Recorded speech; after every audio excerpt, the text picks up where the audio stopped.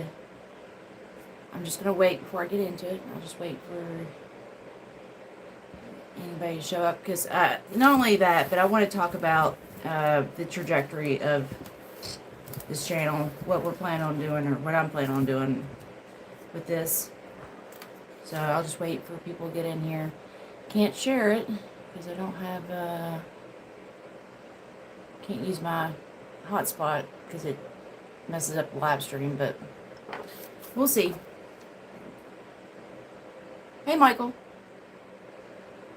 Oh, that reminds me. I need to message you back because I know you asked me about debts and stuff like that, and I've just been a little preoccupied, but yes, I will get back to you on that. Hey, Peter. Getting ready to get started. Whew. So, what is it? Today's Wednesday? Yeah, you did. Well, I can't disclose too much about the hair, but yes, you did see blonde hair. It is blonde for today. I know. Well, that's part of what I wanted to talk about tonight, Michael, because I don't have a set date or time. And, okay, so before I get too much into that, I'm just going to wait a few minutes and then...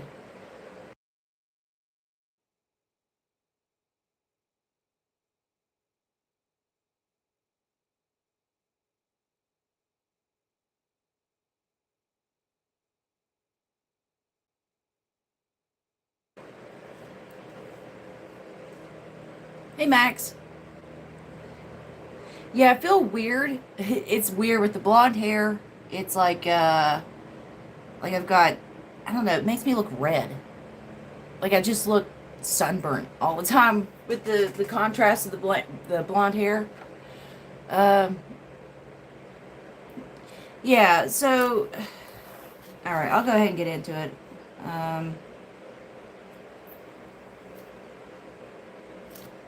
Let me see. All right, gotta take this doohickey off the screen. Yep. All right. Yep. All right. So, yeah, it's a bit blonde, but it's what I got right now. So, it's just a wig. Just wearing a wig. I like it. I do. I've always wanted to go blonde, and I've made a few permanent attempts at that, and it didn't go well because my hair does not bleach that great, especially when I'm, dyeing it, black or brown. So the few times I did try to go blonde, it was more like I went orange. It was so bad. But this is just a wig, so, no big deal. But I did want to bring this up because there was somebody in the comments the other day that brought this up about, like they started watching my channel for news and politics. And I know that I haven't really been doing that lately. So, and he was right. I get where he's coming from because he signed up for that. And since my channel's changed around somewhat, I just, I think that he brought up some good points. So from now on, I'm going to have a separate channel. I'm probably going to make a couple of different ones. And one of them is going to be for like movies and TV and stuff because I know that movies, TV, music, things like that. Because I know we talk about that stuff a lot.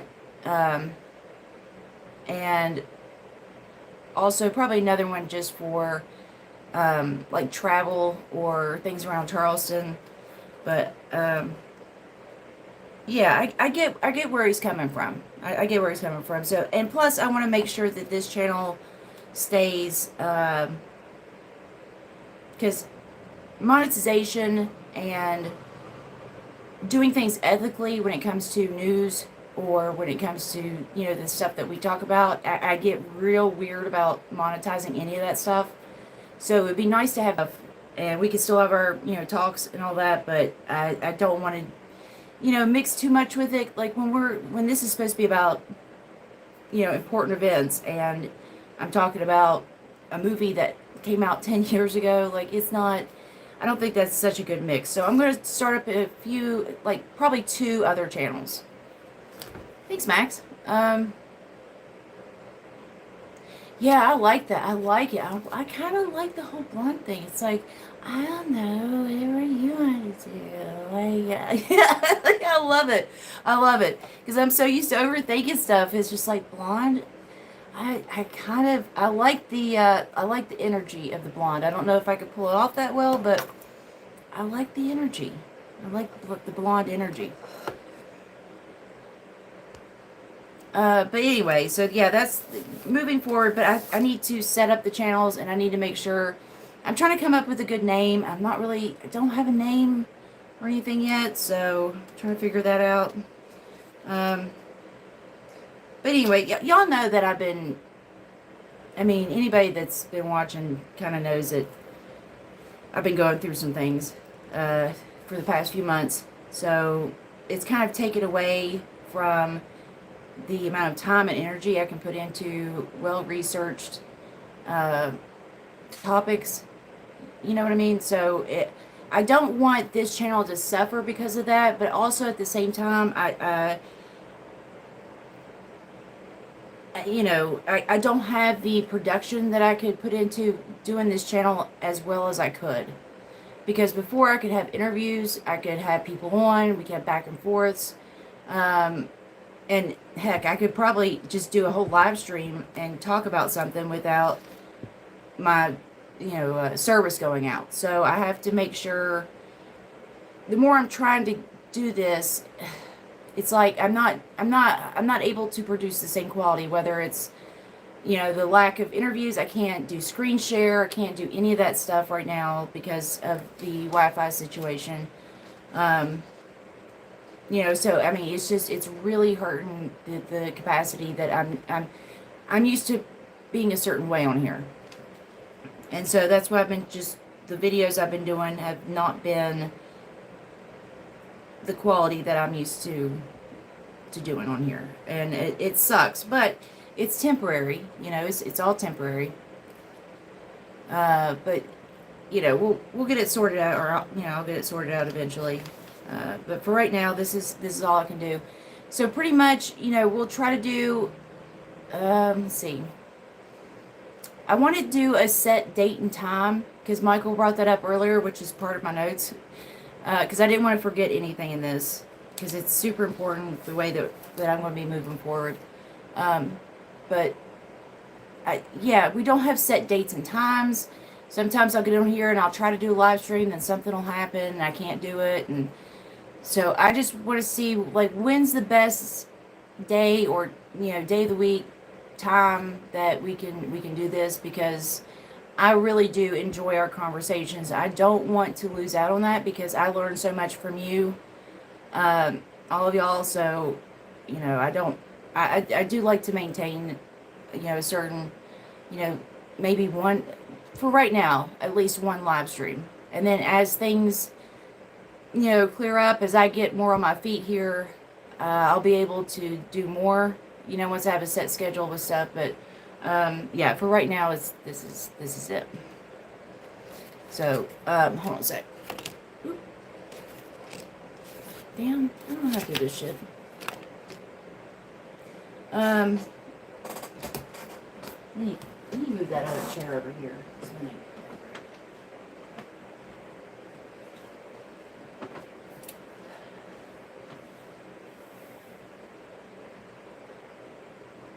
Anyway, so what was I saying? So basically what it's going to come down to is we're going to have this channel that's mainly, it's going to be only news, politics, stuff of importance.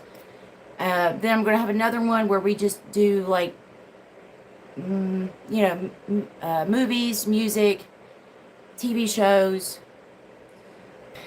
That way it's like I keep this one. There's no money, anything weird about this, no monetization. There's no, this one is completely pure. You get what I'm saying. No shenanigans.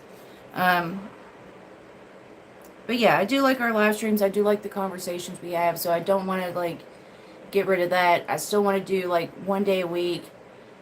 And hopefully, like if you're watching this after the fact, just leave it below in the comments of, you know, when would be like the good day, because honestly there's so many people that live stream in the evenings and later on at night. I don't know like when's the best time to do that, because I don't want to interrupt somebody else's live stream, but I also don't want to go on at 1 o'clock in the morning, because that just ain't good for anybody, myself included.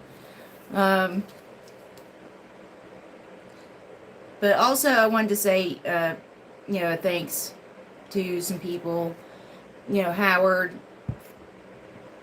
Jordan, Chris, Mom, Nick, Lance, Josh, Ghost. Ghost has been awesome. Chip too. Chip, see, everybody's like, I'm learning something new from everybody. It's like, and Michael, like Michael's teaching me about like financial stuff. And I got Chip teaching me about like meditation and things like that. So I'm like, I really feel lucky because I've surrounded myself around with people that are more knowledgeable and better. Just people that, it depends. Like whoever you hang out with is going to rub off on you. So I try to hang out with people that are generally like I want to be like. So, it'll rub off a little bit, because I mean there's just a lot of things that I don't know, so that's why it's good to expose myself to people on here that are just different walks of life, different avenues, different levels of knowledge. I thank you, Peter, but I try to make it still even though it's not as well researched as some of the stuff that I've done before. I try not to talk about things unless I have a certain level of knowledge about it, and I don't want to just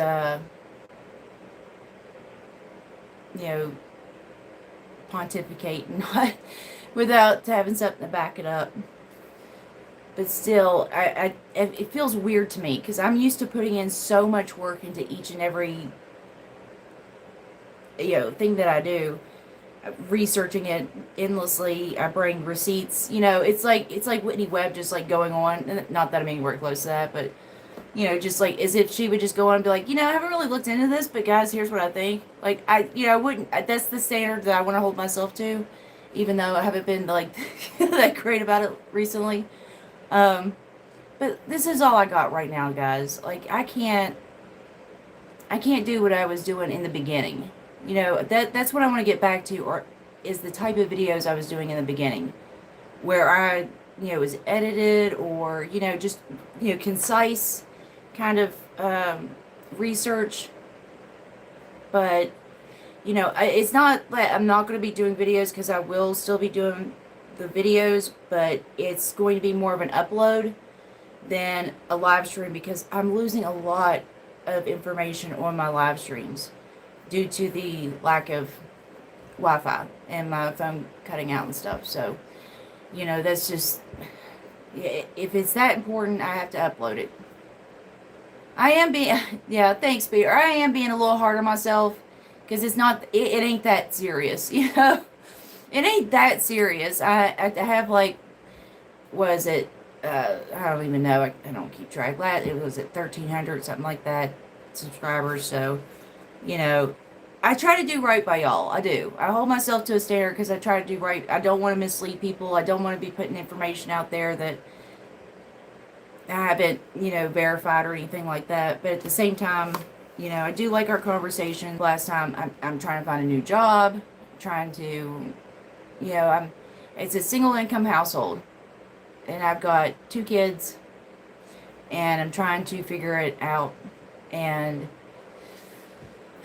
it's rough, but I have to put all my, my CPU is going towards stuff like that, and, emotional upkeep, and I just don't have what I had to give in the beginning, and I just feel so bad, because I'm used to giving a lot when I'm on here, a lot. But as long as y'all are aware, and I'll let y'all know when I get the new channels up, because, you know, I forget the name of the person, but, you know, he did bring up a pretty valid point. You know, he started watching for certain level of content, and if this other stuff isn't what he's interested in, which is totally different than what I've been doing, then I'm going to create a separate channel. Plus, it's good to have a separate channel, because you know how easily these, you know, channels go, just like insta death. It's like you say one little wrong thing, and then, you know, you get your channel completely obliterated from YouTube. So, yeah, that's it's better to have a couple other channels up and going. So I'll get those going. But I'm trying to come up with the name. Lance was helping me the other night try to come up with the name, and he had some pretty good ideas. But I'm still playing around with it, because it's like it's close, but it's not quite. Because, you know, I like to combine like what I'm talking about with something from the South, you know, like something West Virginia or something like that. So, you know, redneck economics. I was trying to do that with the movies, but, you know, it's getting there with that channel. Let's see what we got in the chat. Scotty Johnson. Hey. Thanks. Yeah.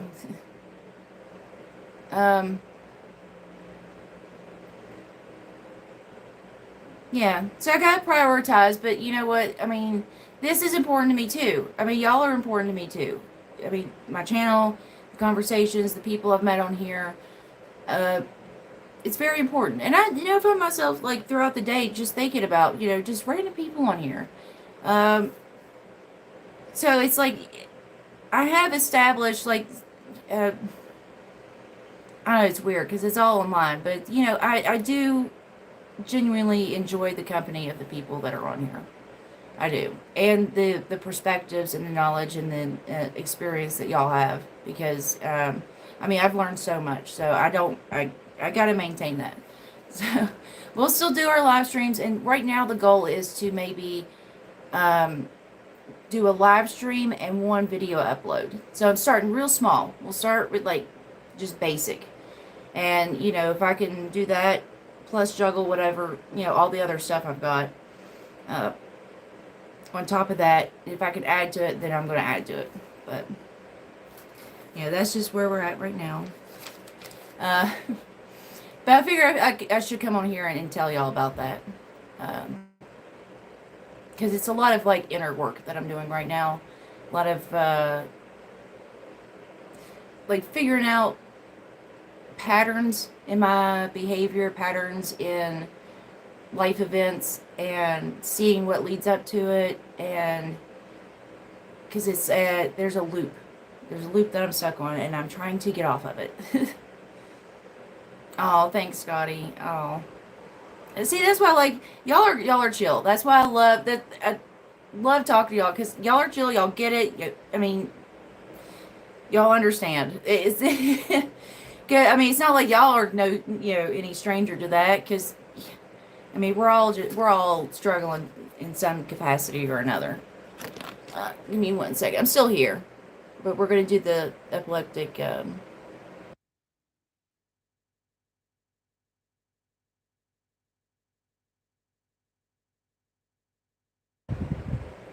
Anyway, so yeah, I just wanted to put that out there first and foremost. That's where I'm at. That's why the videos haven't been the same as they used to be. What to expect moving forward. And, you know, like I said, if you have anything, I'm all ears. I'm not the most creative. I mean, not that creative. When it comes to stuff like that, I don't know how I came up with this. I lucked out. It was kind of like Rob Zombie with the Devil's Rejects.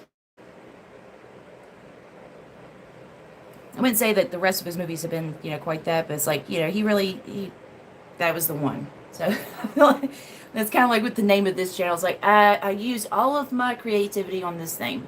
So Eli was trying to help me, you know, which Eli's going to be on my other channel the movie channel a lot because that's been his new thing is he loves talking about movies and um, we'll be watching something and he's like, that doesn't make any sense. Why would they do that? He's good at finding the plot holes and stuff.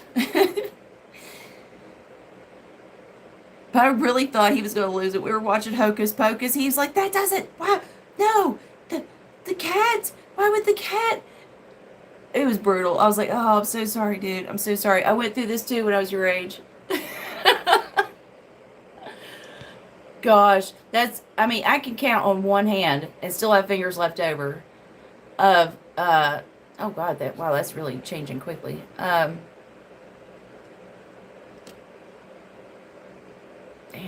why did it do that? Oh, let me try something. Let me try another thing.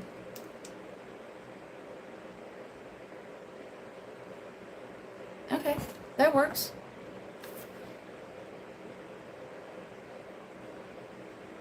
Alright.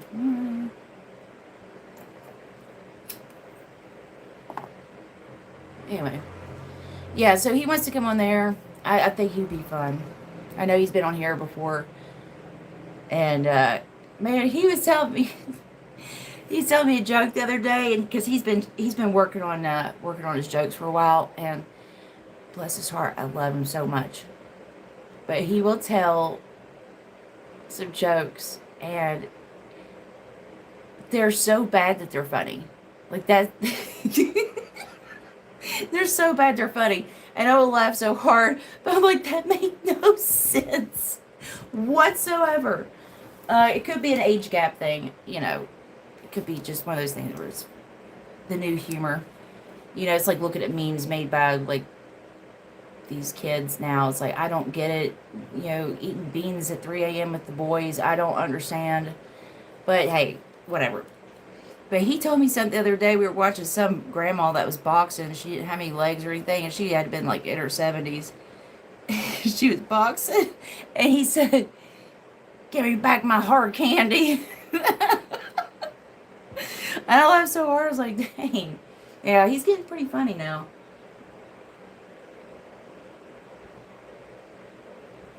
Yeah, it does need to come with the seizure warning.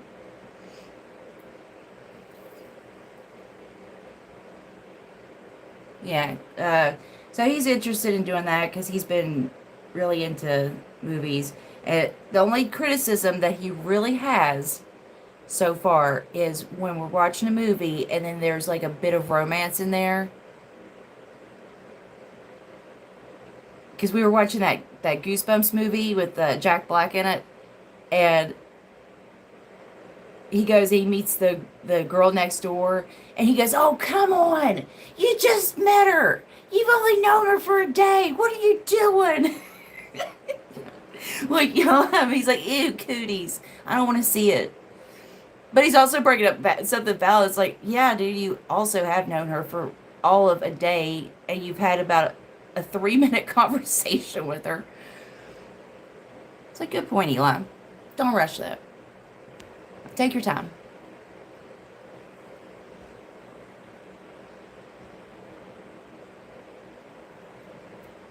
Oh, I'm getting ready to come back on.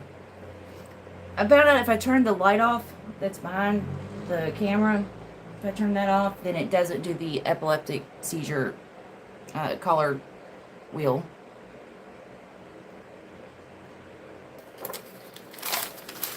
Trying to think of what else I was looking into, and you know what? I was over in Yellowbros, and talking to Sebs was talking about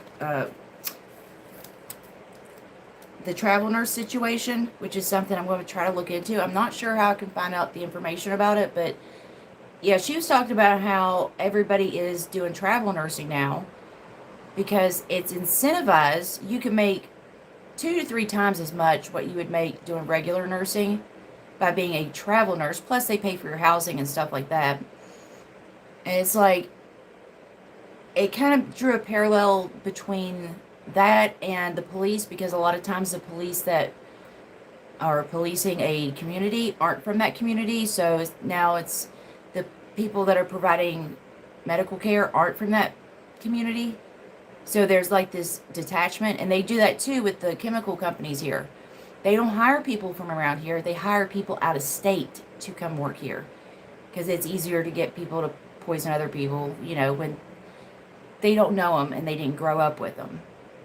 So, the whole travel nurse thing, while it's great for the nurses that are doing it, at the same time, it's like, why are they making it that? Why are they willing to pay 2 to 3 times the wages? And they don't want to pay them that much. But why are they doing all that just to get them to travel? Because there's nurses here that are working abroad. So it's not like that we don't have the nurses here. We definitely do. There's only so many things you can go to school for here.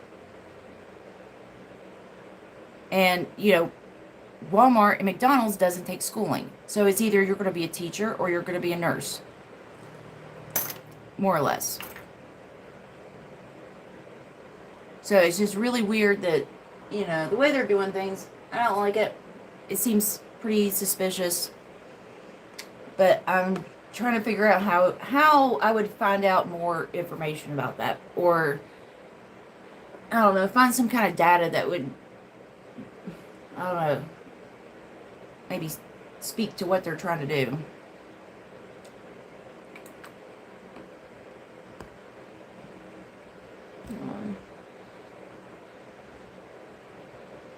The bruised kind, hello.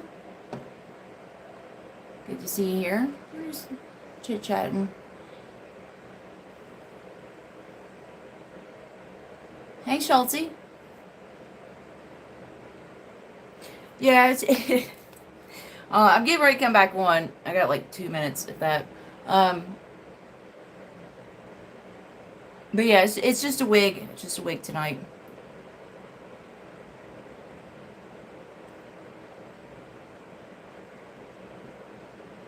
I tried a few other ones. I had one that was like pastels. It was all pink and blue and purple. It looks so cute. I loved it. But it looks fake as hell. It looks like Barbie doll hair, like, the real waxy, plasticky. So I didn't wear that.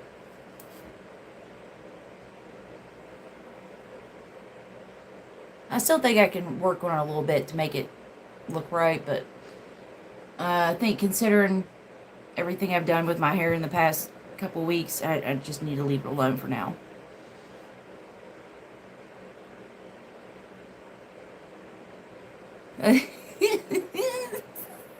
A mullet version. Little word. I'm thinking about that. There's this one girl. Oh, okay, hold on.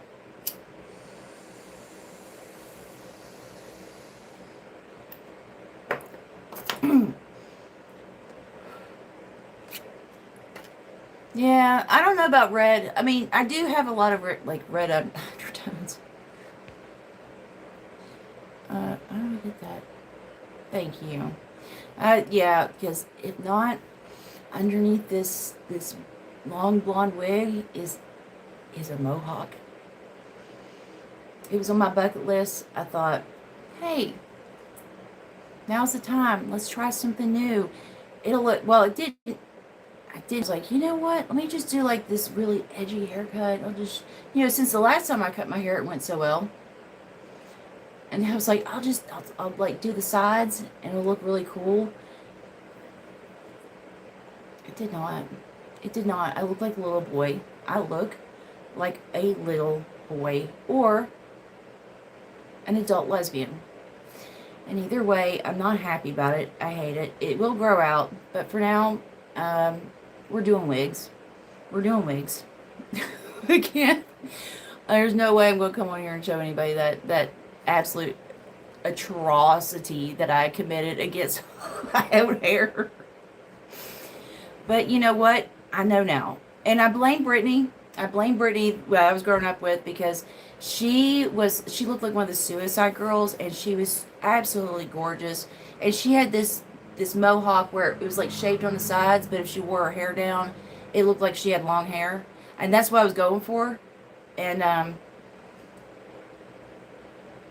where I messed up my hair originally, it was so short in the front, it was like mullet vibes. And it had to go. I was like, I don't know, maybe if I just do the sides and then maybe if I do this, maybe, and the next thing I know, I look like a little boy. So I do have a lumberjack. I do have flannel. I do have flannel. Maybe that, maybe that could be my Halloween costume. Oh, it's so bad. I mean, the picture in the head, if I could have pulled that off, it would have been fine. But it didn't translate. It didn't translate. And as soon as I cut the side of my hair, I looked, I said, oh my God, I look like my brother. I look like my brother. I mean, my brother's cool and everything, but, and he always has excellent haircuts. He goes and gets his haircut like all the time. So he's never like, he's always keeps up with it. So maybe that's what I should have done. Instead, if I professionally had it done, it would have probably been a lot better, but I did not. And I was like, nah, why pay money when I could just do it myself? Dumb. But hey, now I can mark that off my bucket list. I've had a mohawk, and I know never to do that again. So you live and you learn.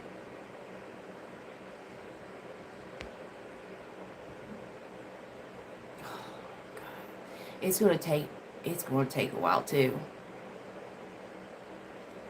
I mean, we're talking, okay, I'll give you a little sneak peek. Oh my God. I mean, we're talking buzz cut mohawk. We're not, oh, it's so bad. I don't know what I was thinking. I think it was the Mr. T necklace that had me acting up. I was like, yeah, I got this. This is going to look so cool with my new, oh.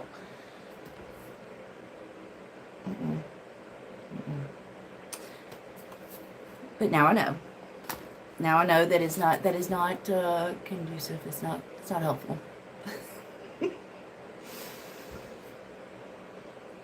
Anyway, I'm trying to think about stuff that's been going on this week, but I don't know. Has y'all's YouTube channel, like your news stream, been like real weird lately? Because I have not had like good quality live streams. It used to be I could, click on a YouTube at any point in the day and I could find like really good conversations going on. And now it's like the only people that are live streaming are RBN, which I'll watch them from time to time depending on what they're talking about or, who's on there. But yeah, I'm struggling. Brother's got, well, what are you doing for Halloween? I don't know. I thought, considering my hair so jacked up, I could go as like 2007 Britney Spears, just get an umbrella and some white shorts and,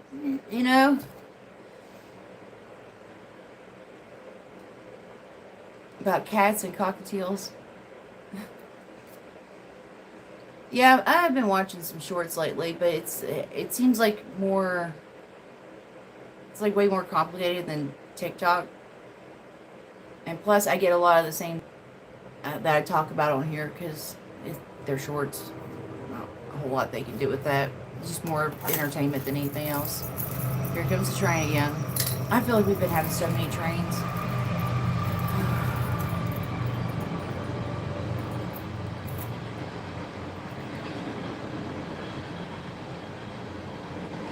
Yeah. I don't know. It's like where's everybody? I mean, Yelber doesn't live stream anymore. Proc doesn't live stream anymore. I don't even see Franco's that often. I haven't seen Slow News Day on here. I haven't seen, the only people I even get updates on or alerts is Convo Couch for some reason. And I'm like, I can't even tell you the last time I watched a Convo Couch live stream, but somehow I get all the alerts for that one, and other ones like with like Lucky Burrito and Steve, like I don't get those until they're like well an hour into what they're doing. I don't know, something's weird. like, I have to go through to each individual page and look. And sometimes I get stuff in my news feed or my subscription feed that I'm not subscribed to. I'll click on it, I'm like, what is this? Because I don't remember,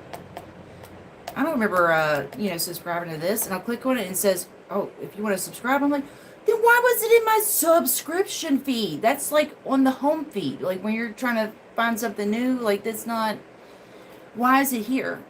I feel like there's some real shenanigans going on. Not to sound paranoid or anything, but it does seem like there's some shenanigans.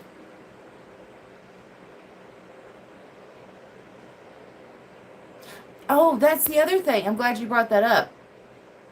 YouTube pitches conservative propaganda. Now, I am no stranger to signing up to, conservatives, liberals, libertarians. I mean, Green Party. I've signed up for everybody. My algorithm should be thoroughly confused at this point because I will watch, because I want to know what's being said on all sides of the situation, and even if it's something I don't agree with, I still want to know what the narrative is. Like the whole thing with the AOC and uh, so they called him a heckler at some kind of town hall or something.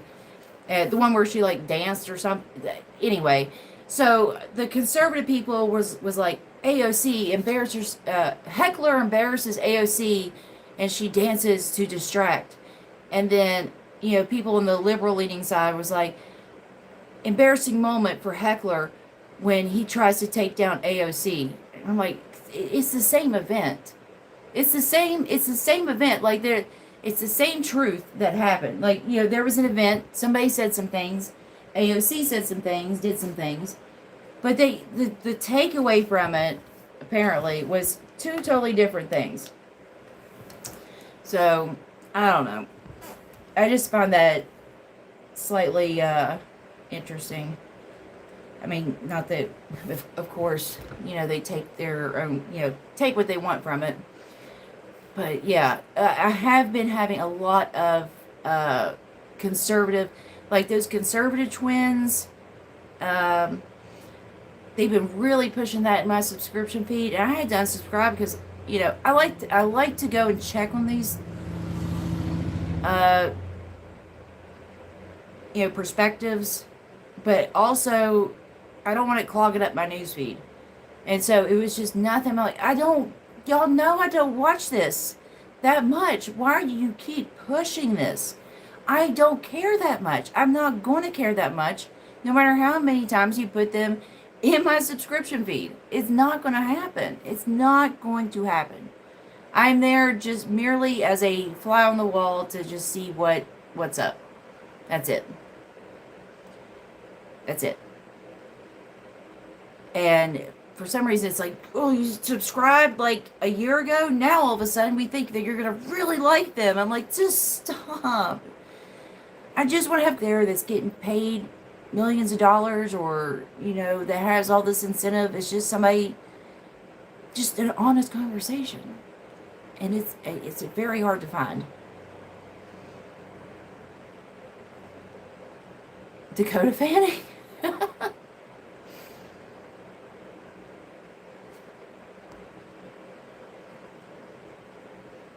Yeah, this is just what it is, Like, I'm not going to be I'm never going to be a Kim Iverson or,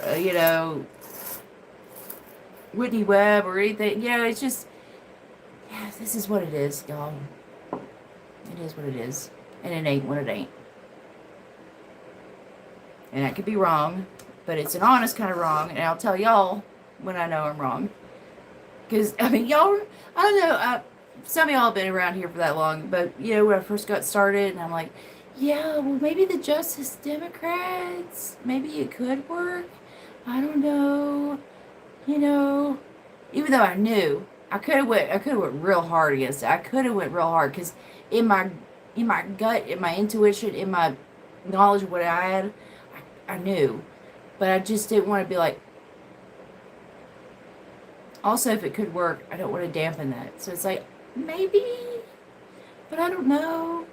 But now it's like don't even worry about that. Don't even worry about those parties. Don't worry about any of those people. Don't worry about that. If you got like a small election, like city council or something, go ahead, go for it. But if you're voting for a senator, don't worry about it. Don't even worry about it. I mean, the evolution that this channel has taken is, yeah, it's been a ride. And I've lost some people and I've gained some people and I've lost some people and I've gained some people. But I've also, got a pretty good core of people on here that no matter what, you know, and even when we disagree, I totally appreciate that because, like, even when we disagree, it's like we can disagree, but we can have that conversation. And that's the most important thing because it doesn't matter what either one of us believes, but it's like what we want, like the end result. Like, we don't want to see people um, die or get killed or suffer. And I think that's the common core that really unites all of us because, even if we have different ideas about how to achieve that, we still know that, we want the same end result kind of thing. Anyway. Yeah, I'm not a fan of Kim Iverson, never. I tried to go in there one night, and, I mean, no fault to her, but it was just like all these, like, middle-aged, thirsty dads in her chat that was just like, Kim, notice me, here's $10, like, like some, it's just like weird behavior from these dudes. Yeah, and then you told me about the hybrid regime, which totally, I even brought that up. I was watching RBN and they were talking about the destruction of democratic options. And I said, yeah, I said, this is what Michael was talking. I told them about that. I said, that's called a hybrid regime. When they tell you that there's democratic methods to changing the system, but they have completely secured and infiltrated all those methods to where it doesn't make a difference. They already have control over that, you know? So that's, I was like, yeah, that's exactly what the hybrid, I was like, I feel like I was like, put that, I was like, after all, how many, I mean, it was probably like a year that you had to keep reminding me, like, don't forget about the hybrid regime. Don't forget about that. I mean, at least a year of this. And finally, once I looked into it, I was like, oh my God, that makes so much sense. So now it's like, now I'm the Michael of their chat. Like, don't forget about the hybrid regime, y'all. Yeah. I'm paying it forward.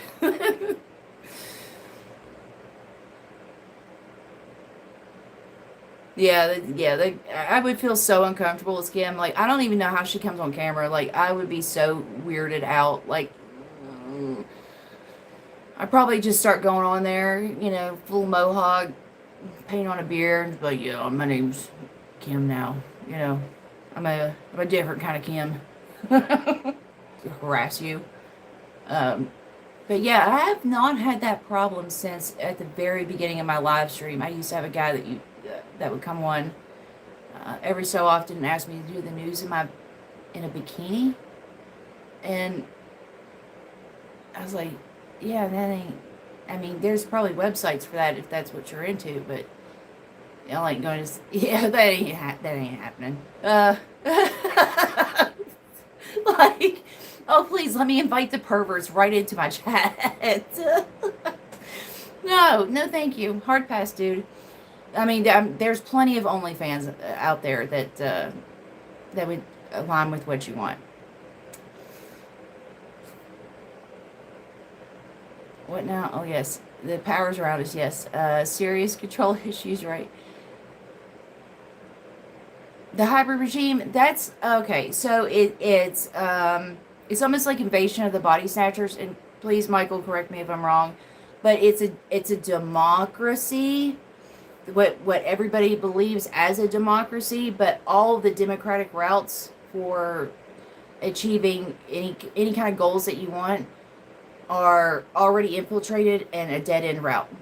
Like voting, with gerrymandering and certain laws about who can vote when and how you have to register, all these things. So it's like, oh, why don't you just vote them out? It's like, well, because you've gerrymandered everything to the outcome that you want, or you've made sure that a certain group of people can't vote, things like that.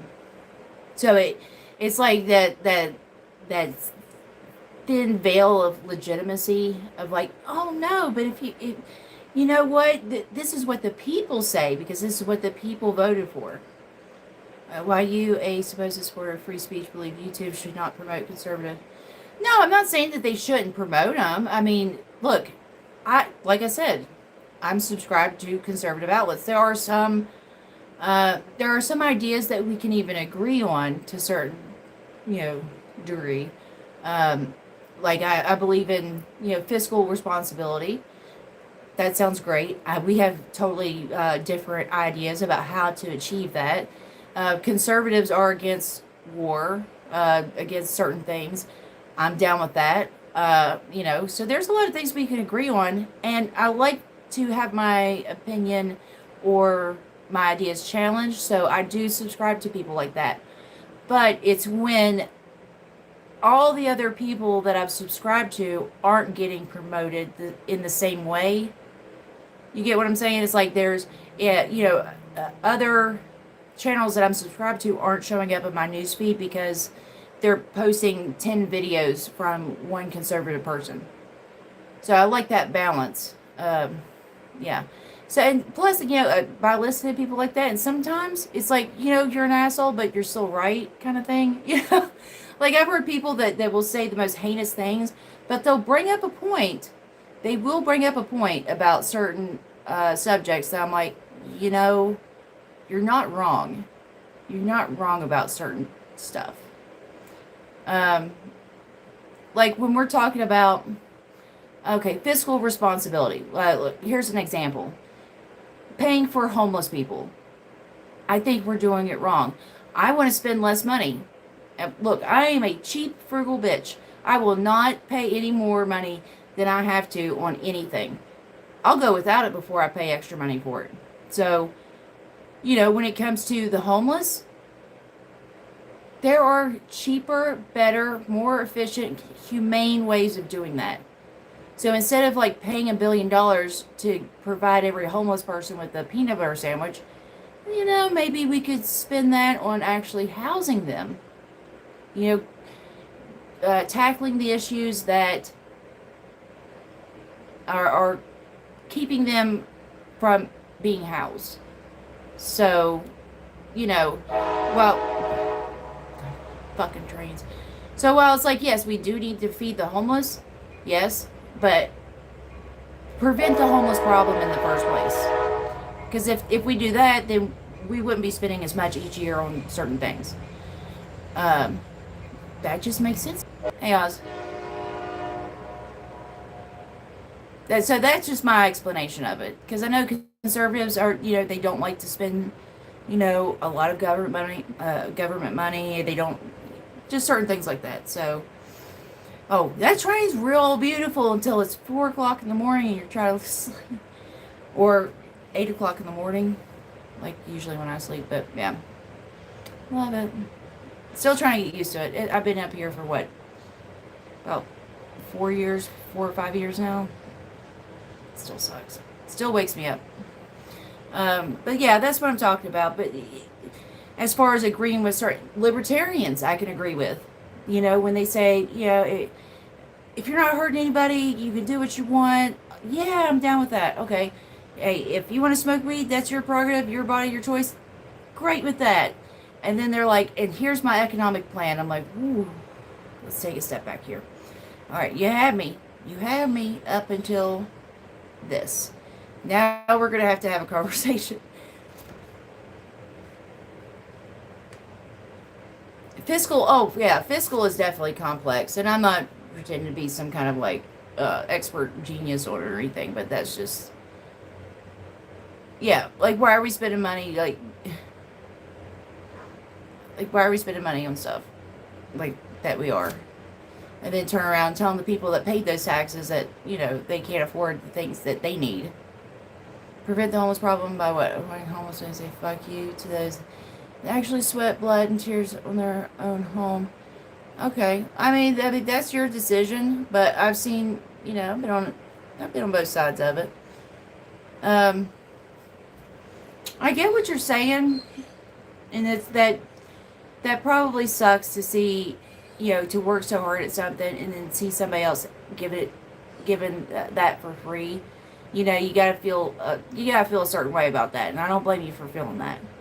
But at the same time, you know, I've I just don't want to see that happen anymore. I don't want to see. I don't care that I had to pay what I've had to pay, and I just don't want that. I don't want to live in a world where people are homeless, and I don't. You know, there's ways of doing it. And I'm not saying like, oh, you just give everybody a home, but you could start to address the issues that are keeping them from that. Like, we don't want to see homeless people, so why are they homeless? And it can't be good. No, I mean, nobody, there might be a few people out there, but for the most part, nobody chooses to be homeless. That's not a fun thing. You don't, I mean, it's scary, it's dangerous. You, more likely than not, you're going to die a very early death. Um, and it causes a lot of problems, not just for them, but the interaction because, the way they've had to live, the way they've been treated, could be mental illness, could be drug addiction. But those are the issues that we need to tackle. And I feel like nobody's really talking to them. Everybody's calling them lazy, calling them this or that, the other, or throwing them in jail. But nobody's actually talking to them and getting to the core issue of what happened to where you're homeless. I mean, there's plenty of people that have full-time jobs that are homeless. I worked with people at McDonald's. Everybody there was on food stamps. And they were working 40 hours a week. So why are they on government assistance when they are working full-time? You know? And if that's not a quality job that can't pay a living wage, then adults should not be working that, should they? That means that McDonald's and all these other places should only be open after school hours. If you're hiring teenagers, then you should be open, and then it causes this whole thing.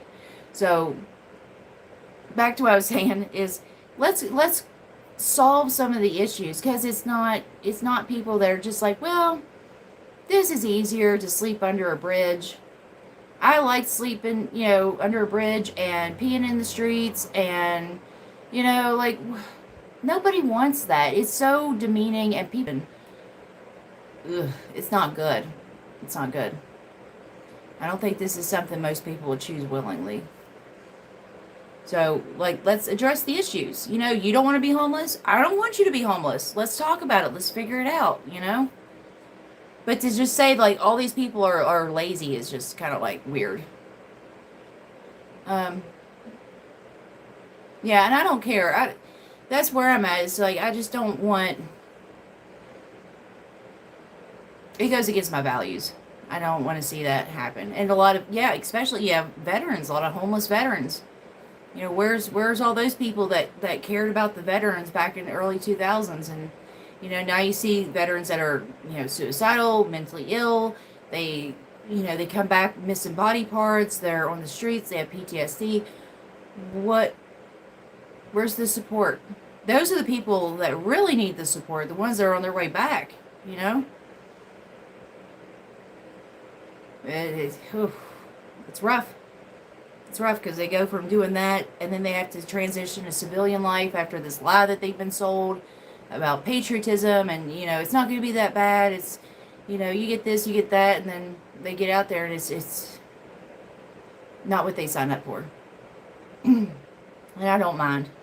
If it's somebody like that, of course, you're always going to find a few people here and there that are going to abuse the system. You're always going to have your Jeff Bezoses or whoever, and there's people on the other end of it, but they don't get by with anything like these rich people get by with. The perks and the freebies that they get, the bulk of the taxes that we pay go towards them.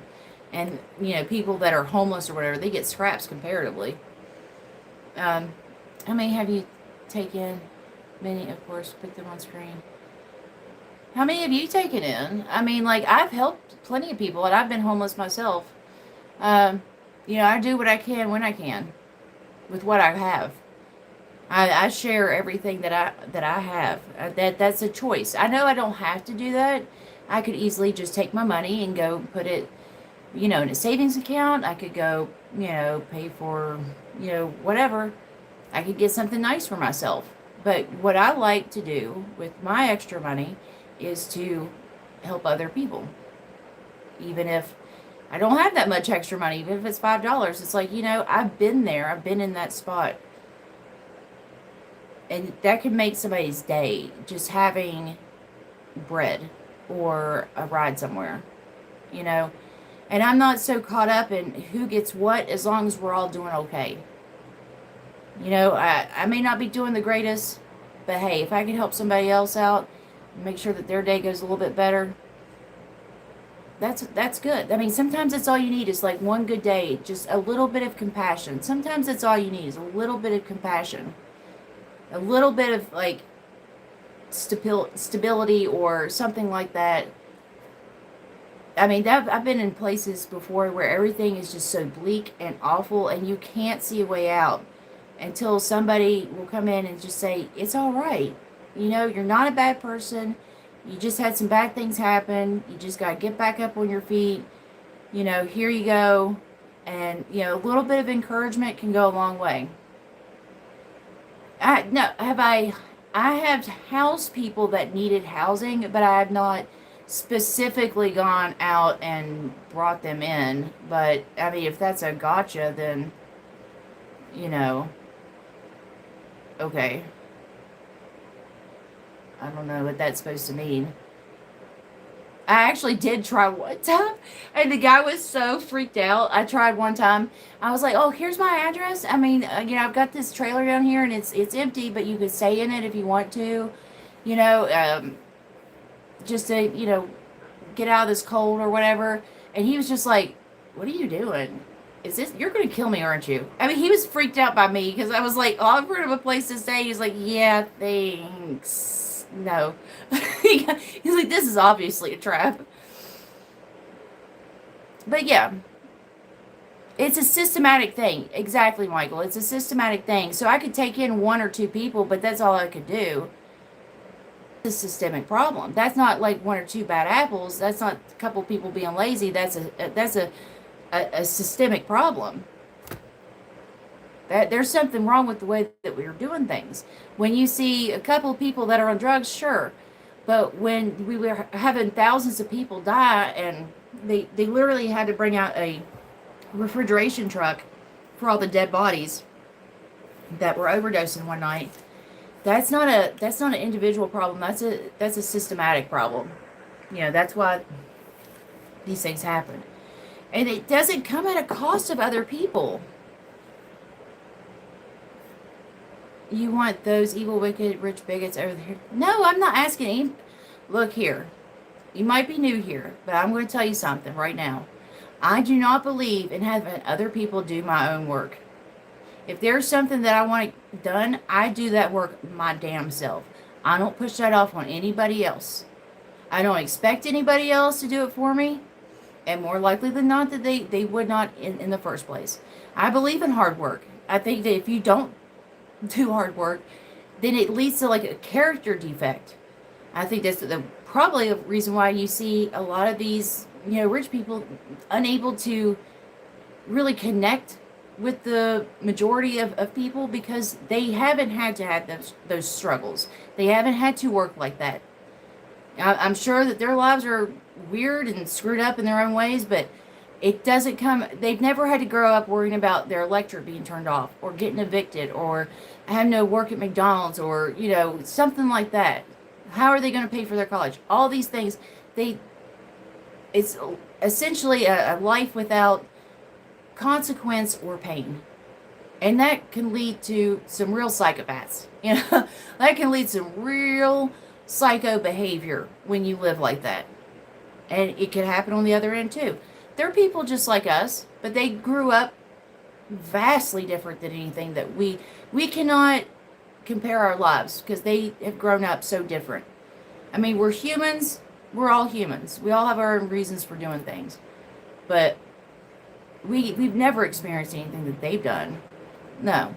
And then your home should be full of homeless people. My home is full of love, and I'm here for anybody that needs a good meal.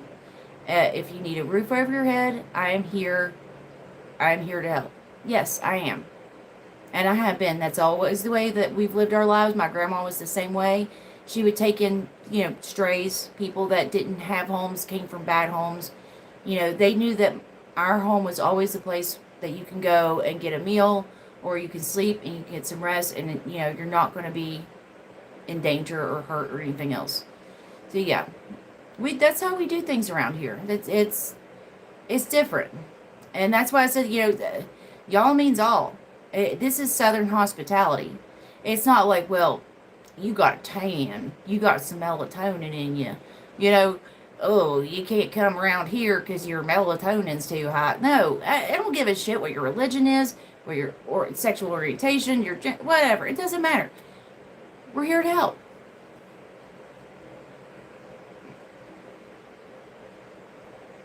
So, and I do help people. And I could help more people by doing things the way that I do them than I could otherwise. You're really hung up on that one. Like I said, I provide whatever it is that they need. And I can do certain things, but also there has to be boundaries at the same time. I am not going to systemically change homelessness by inviting a couple of homeless people in my house. I will feed them. I will. I'll feed them. I'll give them clothes. I'll give them canned food. And, sometimes I've provided housing. But, yeah, I mean, I'm talking about a systematic approach. There's only so many people, and how do you choose who you save and who you don't? Ugh, whatever. Yeah. I do help. I do crocheting projects, to provide like warmth or blankets or scarves and stuff like that. I mean, there's a lot. I like having people in and out of my house like that. I'm not going to be able to provide as much help systemically to prevent this stuff from happening. So let me ask you a question, because you seem to be hung up on this thing about me, how many homeless people I have in my house. Do you want to see homeless people? Do you think that we should have homeless people? And if there was a way to fix that, would you not want to take that option to fix that problem, to make sure that people aren't without housing? Because if not, then I just don't know if we have the same values. Which is fine. We don't have to have the same values, but I'm just curious. No, I'm not saying other people to either. I'm not putting that out. I'm not, hey, okay. Here's the thing. I would not ask anybody else to do something that I would not be willing to do myself. Never. I'm willing to do stuff that I wouldn't ask other people to do, on the other hand. But let's say if it's mental illness. Do you think that would we be better off instituting some kind of program to where people got help for that so they can get back on their feet and be mentally well and be able to function in society? Do you think that that's a good way to spend the money? What is your solution for the homeless problem? Or do you think that we should just let them die out there? I'm curious. If my solution isn't good, let's hear yours. Or do you not care to find a solution? Is basically what I'm trying to get at.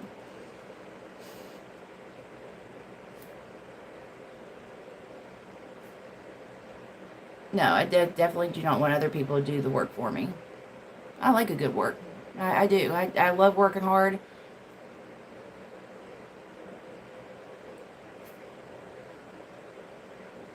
Yeah.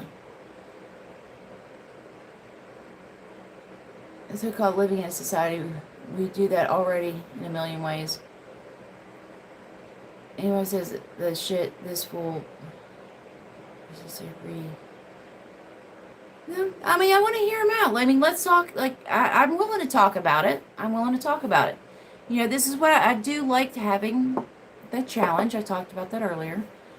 Yeah, it is very cruel and unfair. It doesn't have to be. Our sense of altruism wilts and dies when exposed to nature's cruel indifference. Oh, no. There's been times, you know, when things have been really hard on me. When I was in college, I was working full time, going to school. Couldn't afford anything. Basically, all my money went to parking my car and making car payments, and I didn't have enough gas to even drive the car after that. I was like stuck walking everywhere, and with my work hours, I couldn't even get over to like the cafeteria to eat. So I had to like buy food, which I didn't have money for, and so I would eat like every 3 days or something.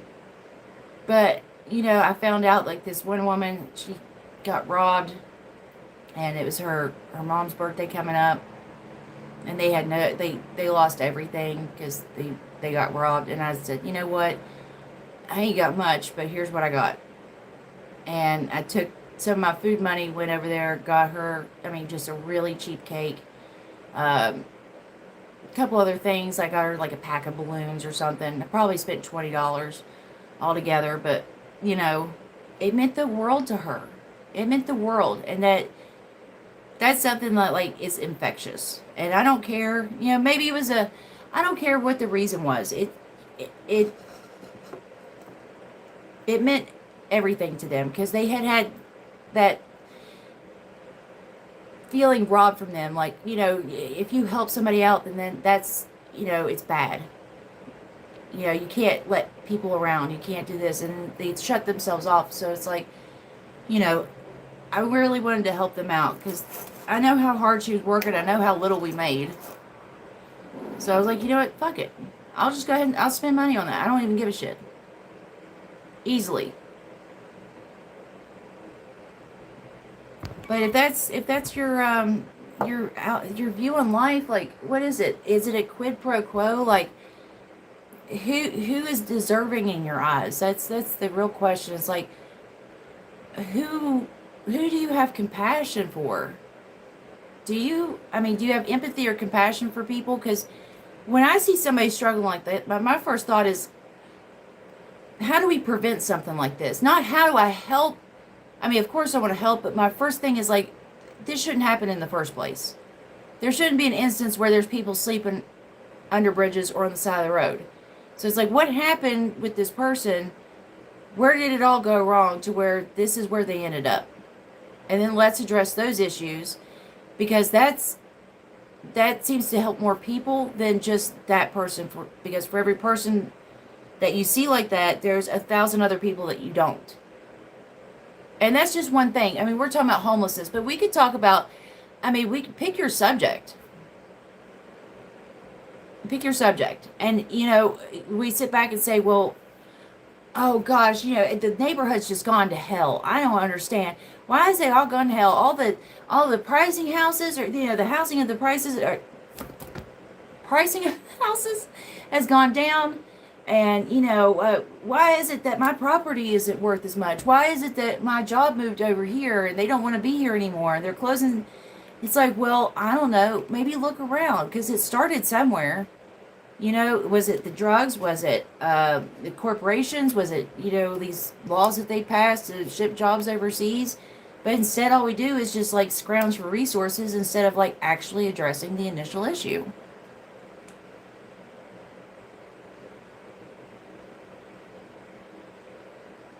I'm not saying that what do you mean? Existence should be pleasurable?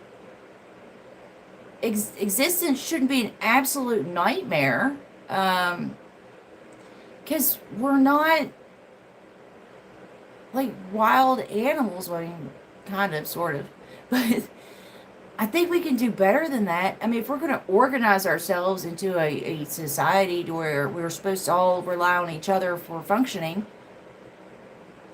because it starts to break down. When you're talking about like rugged individualism like that, does that mean I have to go to medical school? Does that mean when I get sick, I have to diagnose and do surgery on myself? Because, I mean, like, where's the cutoff point for that? Like, we all rely on each other for services or for expertise or for anything else. Like, we are a living, breathing organism together. And I'm not saying that, like, you should give up your individuality or anything like that.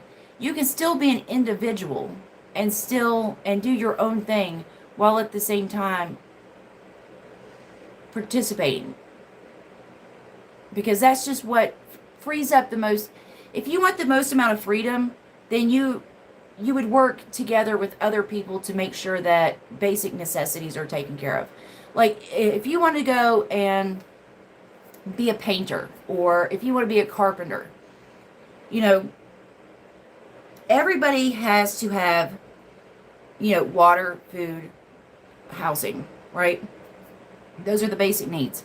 So it would make sense that we all pulled in together to make sure that everybody was provided that without having to worry and work and do all this other stuff. So everybody has their housing, right? Everybody has their water and their food. And then after that, all of your time gets freed up because you're not so busy chasing certain necessities that you can't pursue like higher thinking or doing more to make things better. Does that make sense? That's just how I see it. It's like, well, if we all have to have housing and we all have to have food and water, like, wouldn't it just make sense that we all just like throw in and then, we don't have to worry about it? Because, I spend a lot of time worrying about that stuff. Most people do. So it just makes sense, like, I would rather have something set up to where, we put in a certain percentage, we're all good. But we're not allowed to have that time or resources or energy to fix that stuff because they don't want it fixed. But I guess I lost him on that one. I don't know.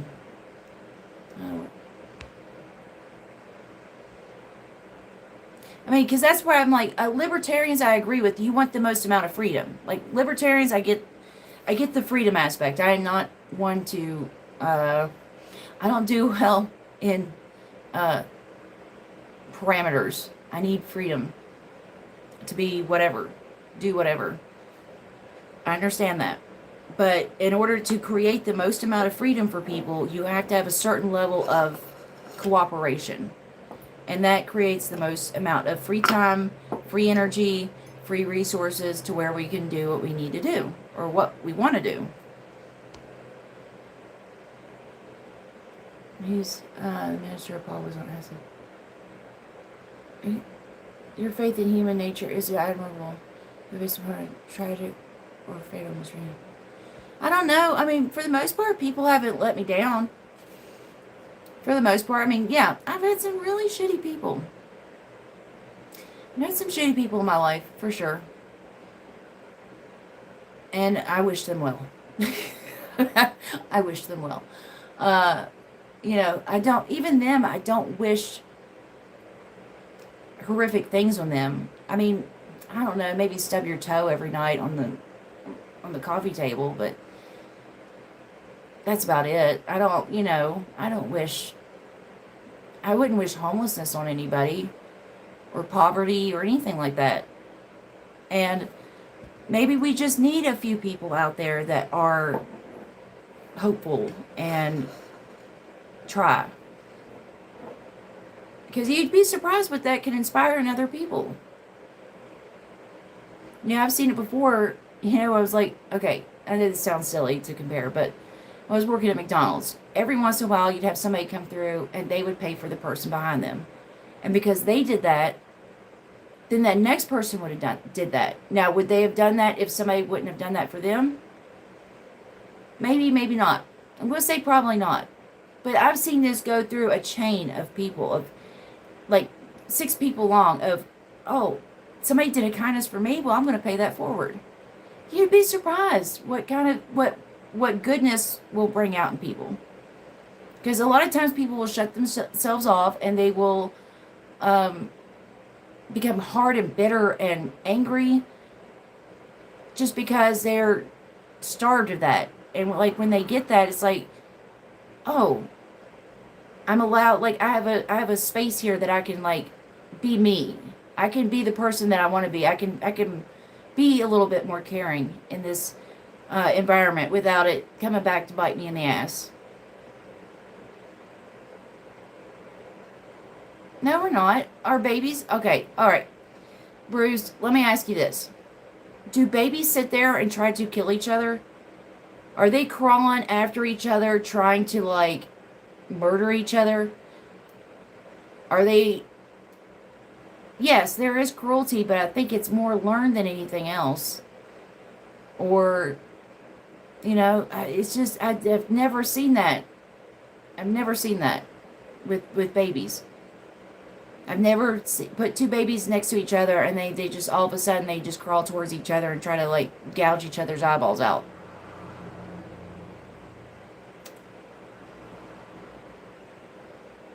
But I get what you're saying. I mean, as we get older, yeah, we do get more cruel. I feel that creeping in on me too, and I don't like it. I feel like the older I get, the more alluring it gets.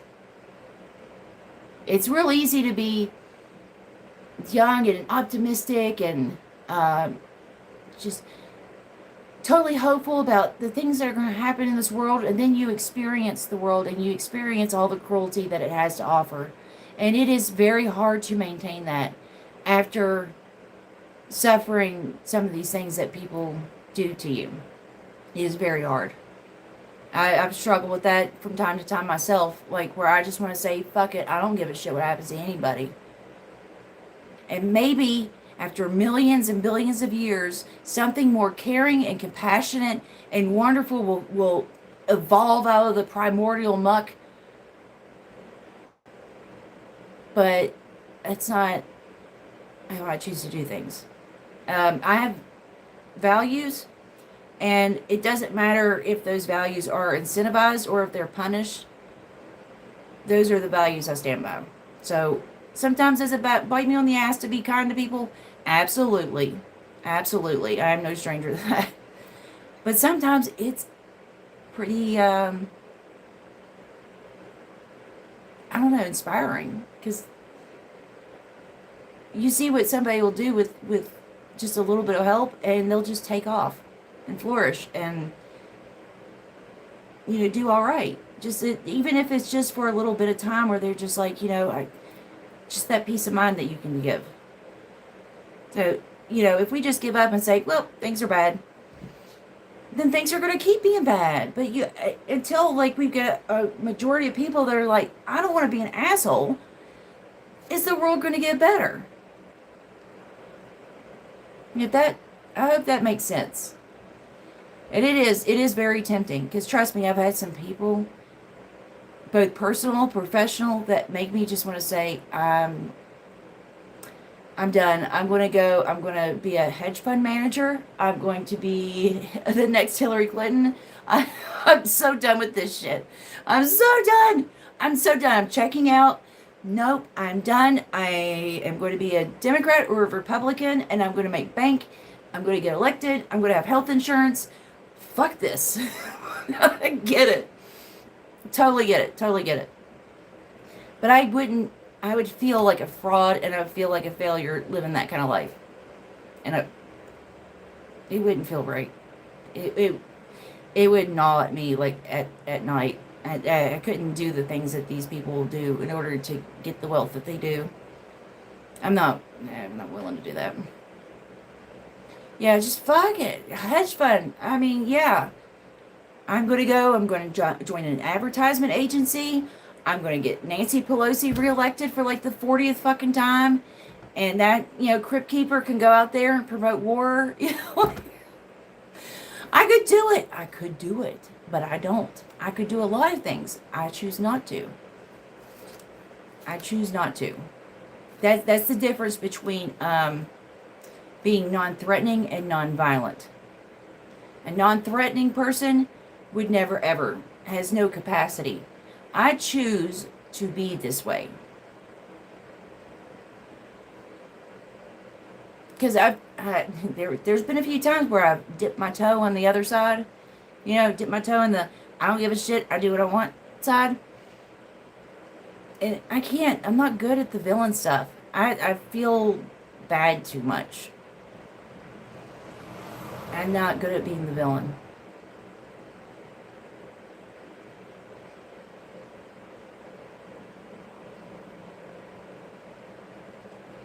I don't know, but we're here, aren't we? And we should probably. So supposedly over 95% of life. I don't know how the veracity. I'm not saying you're wrong, but I have to check that out. But yeah, a lot of life doesn't really make it that far. But we are here, and I take that as I should make the best of it. I mean, I've known some really good people that aren't here anymore, and I just kind of pick up where they left off. Keep those same values, same morals alive, that kind of thing. Because it shouldn't be that way. It doesn't have to be this way. It doesn't have to be this hard. Life doesn't have to be as cruel. That's just the world that we were born into. We can make it a different way.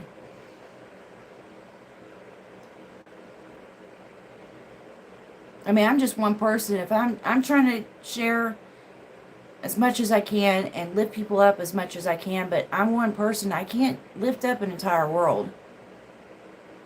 I need other people. So done with that. I'm not here just to merely be a workhorse or a work mule for people that don't appreciate it. But I will definitely put the work in if somebody appreciates it and they are taking that to do what they need to do for themselves. I think y'all get that, what I'm trying to say. It's like teaching somebody to fish kind of thing.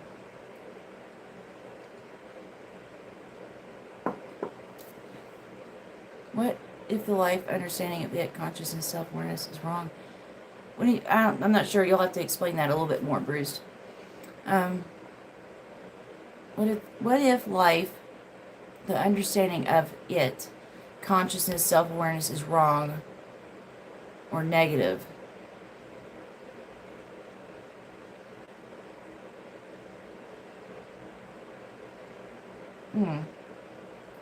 So I need you to clarify a little bit more because you might be one. I think that's something that we could explore a lot, but I'd have to know exactly what you're talking about. You mean like our own personal perceptions of like ourselves or others, or what it is that like if we have like everything that we're basing stuff on is wrong? I don't know. I think I kind of did the blonde right. I know that's really vastly off topic, but I'm like, I don't know. Maybe I can pull off a blonde. I don't know. It's kind of growing on me. Yeah, it's short. Buddy, I've spent so many years just stressed out about shit, worrying about stuff that wasn't important. And now I just turned 35, and I'm like, I don't give a shit. I don't care if I look like Zoidberg, like molting when like that's what my body looks like. I don't care. It is what it is, all right? And there's plenty of people to appreciate it. Some people won't. Probably a lot of people wouldn't. But either way, I don't care. I like it as long as it's healthy and it works and it does what it's supposed to do. This is the body. This is what it is.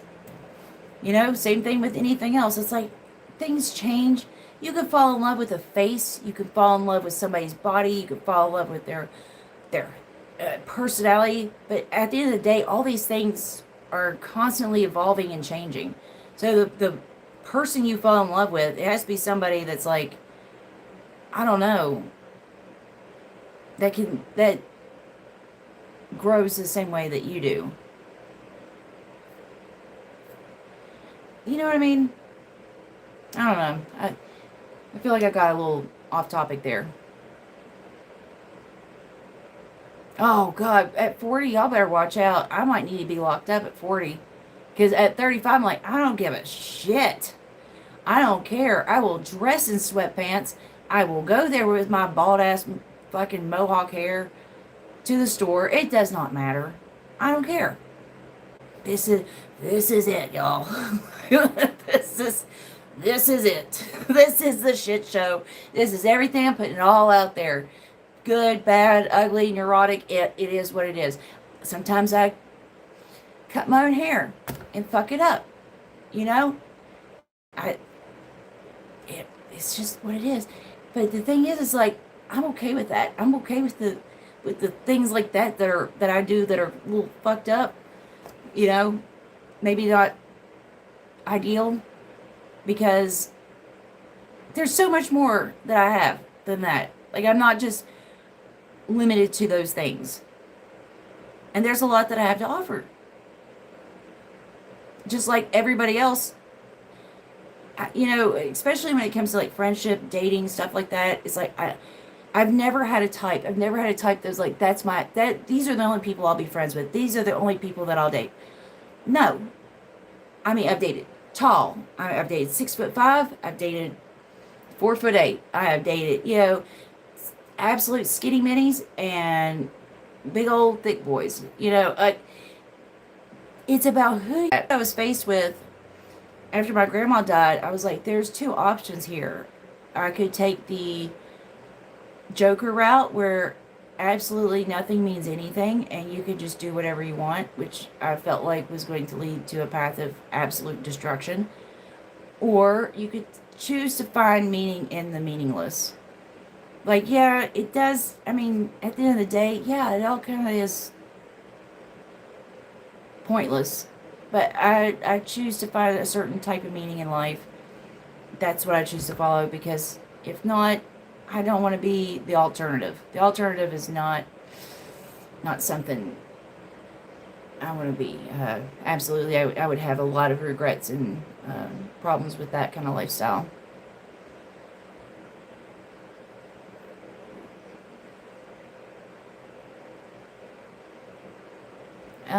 Means that we can do whatever we like, including creating a charitable society purely because we want to. Yeah, I understand that. I do get that thing of like, well, you don't want, you know, you're trying to plan for the people that are using it for bad. Like, you know, when you're not doing your part or when you're being selfish or you want to use something to your own advantage. But we already have a world like that. But the only people that benefit from it are people that are wealthy. So, look, I'll take my chances. I'll take my chances because it couldn't be any worse than what it is now. I mean, we just got to try something different. If we try that, it doesn't work, then we can go back and reevaluate and replan and try something else. But we know that the way that we're doing things currently is not a viable plan. This is not a viable option. And not to sound like cold-hearted, I mean, because I've always phrased it in the terms of helping the homeless help themselves, but also, you know, I've had some really nasty run-ins with some of these people. I mean, I've had, you know, this guy. I mean, he was obviously like he was on drugs and he had some mental illness, and he was yelling at us and cussing, and I thought, I mean, he was going to get violent. It was really scary because he was running around screaming and crying, "Where's my baby? Where's my baby?" He had no baby. I don't know what was going on there, but it was really scary. And I've had instances like that or been accosted. I've heard of other people going through this, but at the same time, it's like we're also letting a lot of the drugs that are here are because of the government's approval, crack and opiates. That's on them. You've got the Reagan, who completely obliterated any kind of mental health hospitals and stuff like that. My way of life has fallen into the seer, the yellow leaf, and that which should accompany old age, love, obedience, troops of friends I must not look to have, but in their stead, curses not loud but deep. It sounds very poetic. I'm not really. Unfortunately, I'm bad at poetry. I'm sorry, but it sounds beautiful. It does sound beautiful, but I just don't exactly know what that means because poetry's a little too ambiguous for my understanding. Well, yeah, we're all just trying to do the best we can with what we got. And sometimes we're shitty people, and sometimes we're good people, and sometimes we're on the bad end of things, sometimes we're on the good end of things, and sometimes things just work out, and sometimes you just find people you click with, that get it. Sometimes that happens. But, you know, you don't know unless you try. If you just shut yourself off and just say, everybody's awful, they're all just doing this, or we're all just out to, kill each other and take what we want. Man, I don't want to live like that. I'd rather be hurt by people that do that than live a life thinking that that's all people are. But it comes down to personal discretion. I gotta stay true to myself and stay true to, my beliefs and all that. And it's hard. It's hard. Sometimes you get that part of your brain that tricks you into like doing stuff that it's like it's kind of fudging its way and making it seem like, yeah, we can make this fit. We can make this fit. But you gotta be able to look at that. A lot of times I'll trick myself with that, and in hindsight I'm like, oh man, I fell for it. But sometimes, I'm getting better at seeing it beforehand. I've seen it like, if I gotta like, I don't know, squeeze an idea in to make it work, then it's probably not viable. So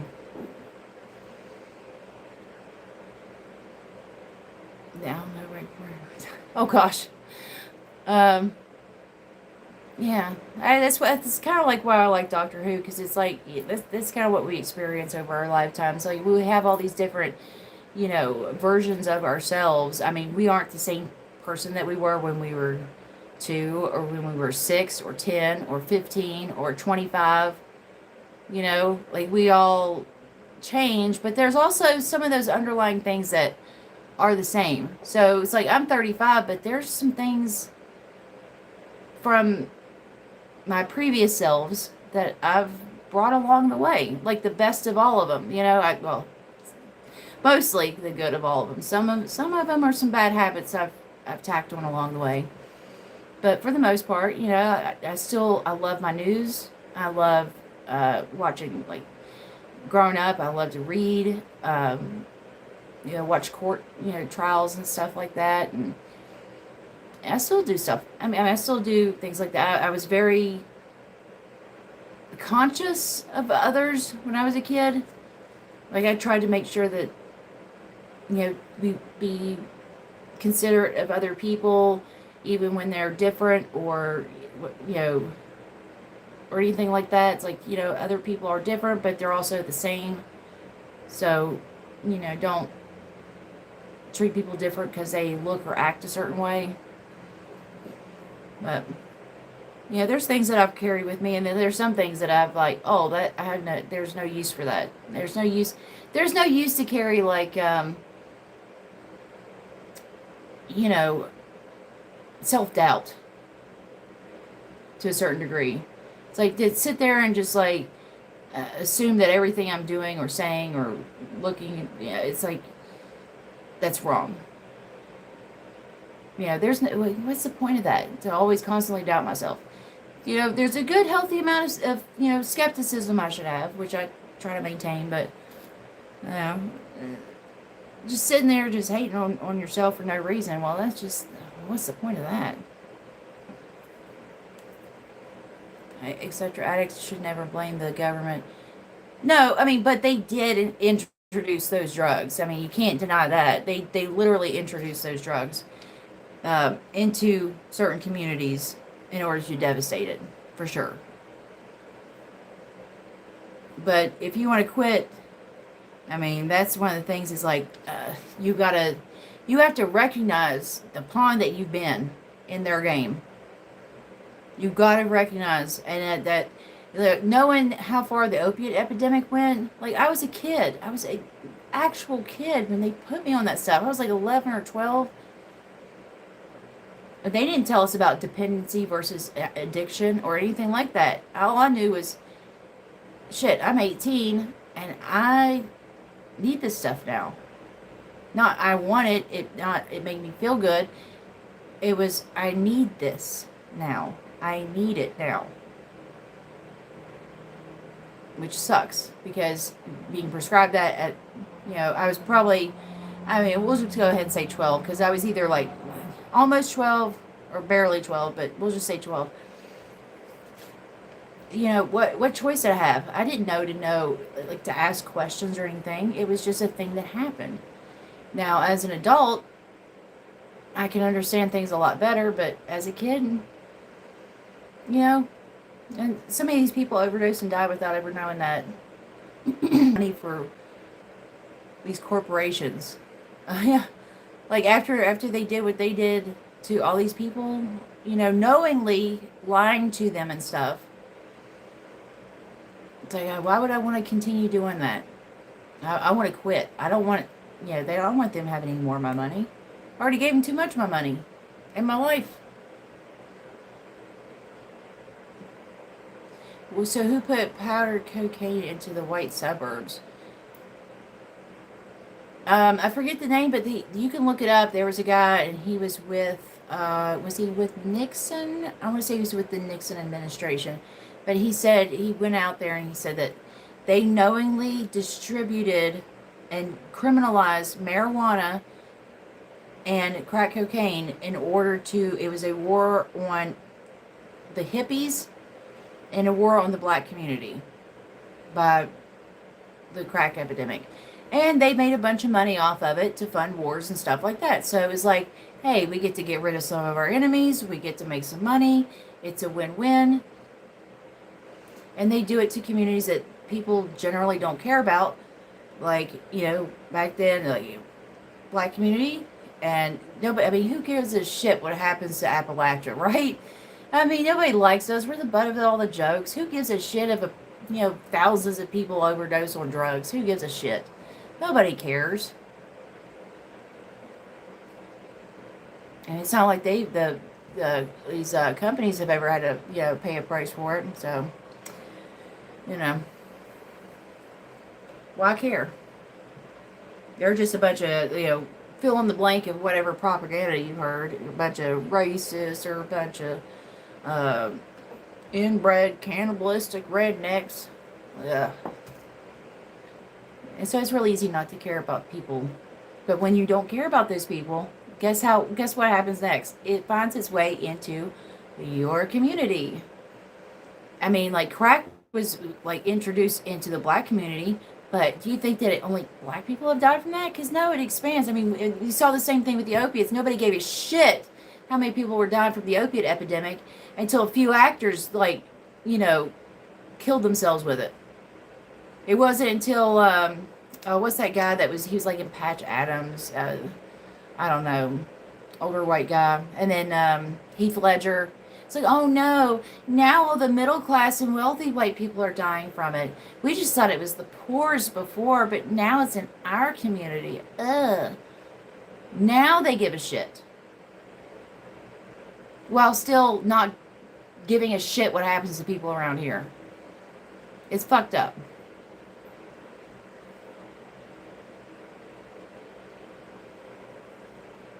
Yeah. So, yeah, you can say it's all about personal choice, but it depends on how, and, it's not like people are like, you know what? My life's just so boring. God, I think I'm just going to develop an addiction to something and destroy my life because it's just so boring. They put me on that when I was just a kid. I didn't know. I was young enough and I thought, trust the doctors, trust my parents, trust, Doctors can't prescribe you poison. And if you see your family doing it, or this person doing it, and that person doing it, then it's like normal. You don't question it. You just grow up in that. You don't, like, what's more evil? Uh, you know, selling drugs or letting people starve, or, they put people in these horrible, horrible situations. And, a lot of times you don't even know to question it, because it's just, it, people are just trying to make the best decision with the information and the choices that they have. And sometimes you don't have a good choice. Sometimes it is between, selling drugs or, losing everything. It's not black and white like that. So I get it. I understand it. It's not good. But these are entrepreneurs, right? And in any other situation, they'd be excellent salesmen somewhere, right? I mean, what's the difference between them and the pharmaceutical rep that's selling opiates? Oh, wait. It doesn't kill people. No, they didn't, but they did make their lives horrible enough to where they needed an escape. You could only push... You have let's say you have a button here, and you say, here's a button here, and if you push it, it'll make all your pain go away. There's a button here, you push it, all you gotta do is just push that button, and all your pain, all your bad thoughts, all of that's gonna just go away. While simultaneously making sure over decades and decades and decades that your life is as horrible as it could possibly be. Torturing people basically into taking that option. If you don't take that option, you're going to have to look at and feel all the horrific things that has been done to you throughout your entire life. The meaningless of it all. For nothing, basically. Just to fuck with you kind of stuff. And there's only so long that you're going to go without pushing that button. And we've seen that here. People are denied opportunity. You can have some of this. I mean, I went to school with a guy that was gifted. I mean, brilliant. And he worked at Burger King. And now he works at the liquor store. I mean, technically I'm gifted too, but I was like, I mean, he's way smarter than me. But like, what does that mean when I'm still working at Pizza Hut? Because there's no options here. I have no options. And then when everything seems so meaningless, all the work that you put into being a certain type of person, the believing all the lies that they told you, be a good person. Santa Claus is real. If you work hard, you'll get a good job. And if you go to school, you'll get a good job. And then you find out everything is full of shit. Nothing means anything. And you're going to die poor. And it's just like, well, I mean, everything is a lie. And then now you're trying to like navigate through all this. Life only gets harder as you get older. I mean, in some ways it doesn't, in some ways it does. But yeah, I mean, it's fucking brutal. And then you look at that and then you're like, I can't. Okay, I need my tapping button. Okay, I need an out because this is just it's too overwhelming sometimes.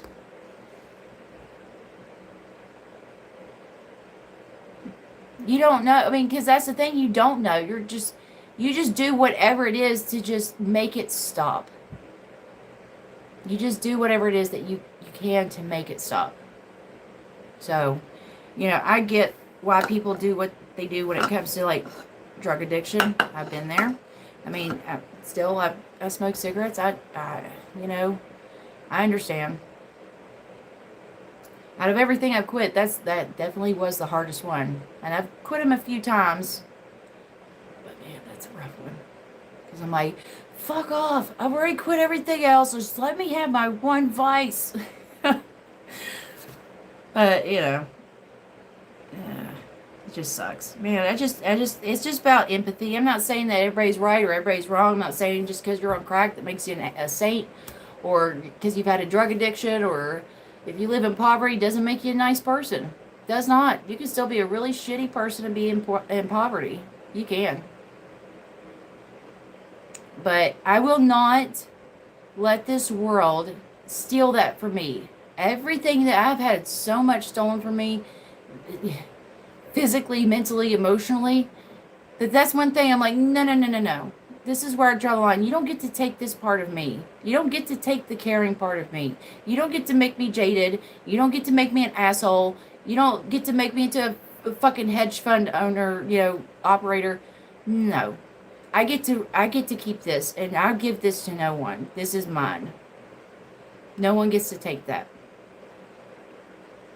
Now, there's better ways I can do it, because in the past I've leaned a little too far in one direction or another, but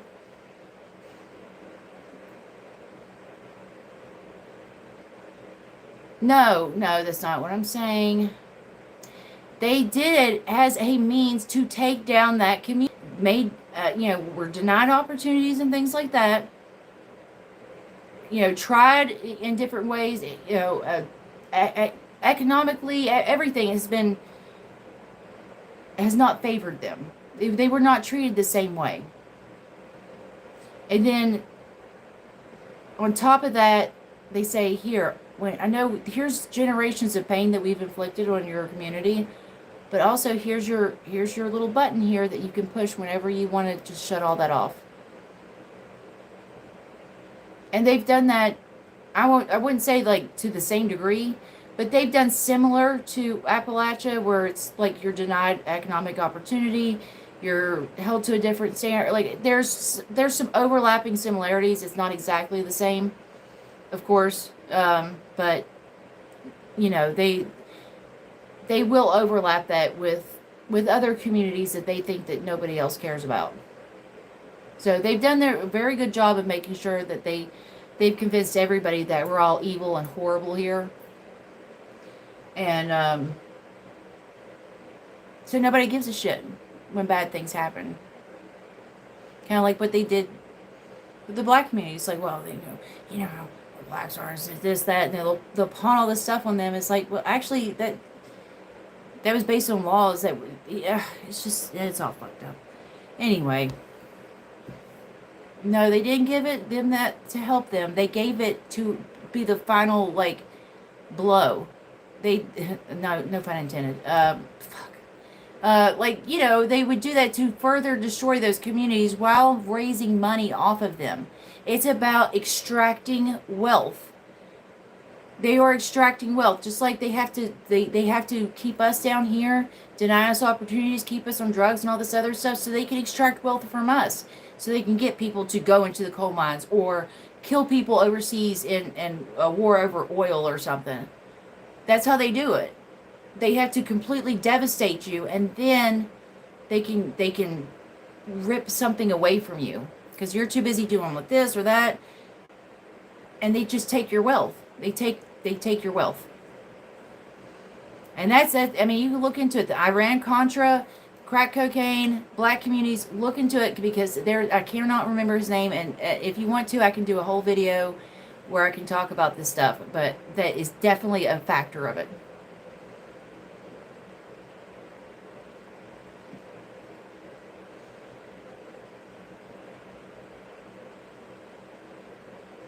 Yes, they do. Why do you think they're poor? Because they had their wealth extracted, my man. Like, that's how that works. They're poor because they had their wealth extracted. This isn't anything new. It's nothing new. You have to have a poor person to exploit. You have to have, because if they're poor, they'll work for $8 an hour. If they're wealthy or they're middle class, they're not going to work for that. You have to have the poverty to exploit. That way you can get these people to make the wealth for you for $8 an hour. The wealth that they had, what they exploited with their community for the longest time was their labor. Kept them down so they would be willing to accept any kind of job that was paying, even if it meant it paid half as much as what, somebody that was white would make. I mean, that was just basic history there.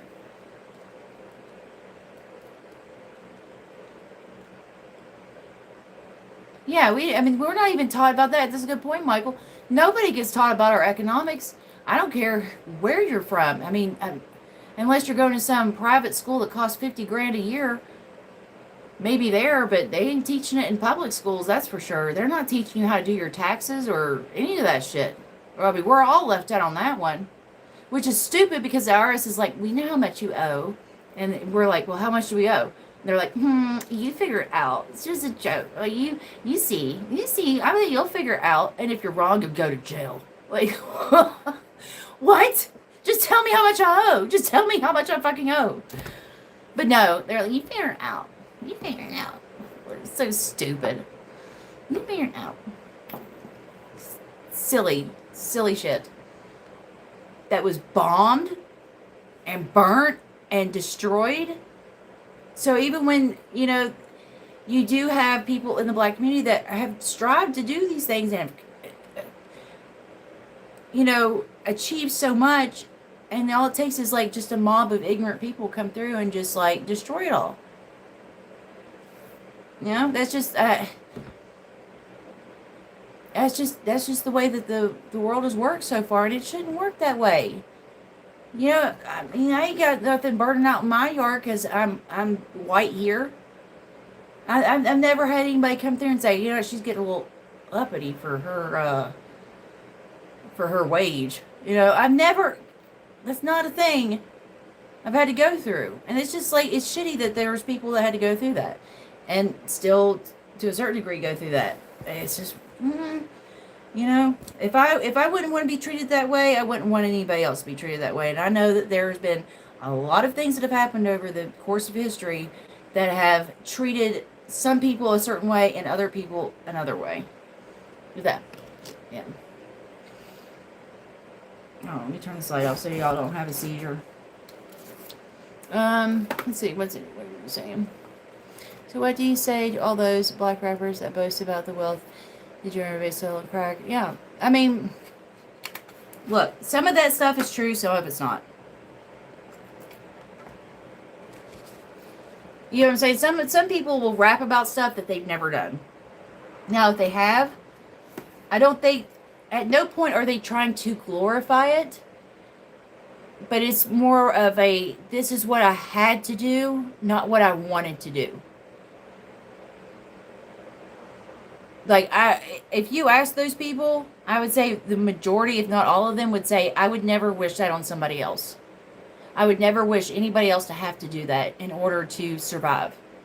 It's kind of like with coal mining here. It's poisoning our environment. It's hurting people. It destroys lives. But people would do it in the hopes that their kids wouldn't have to do it. You get what I'm saying? It's not a glorification, but it's like, it's more of a pride of like, hey, I came from this and I got to here. I started here, but it doesn't have to be that. Like, you can go and do other things.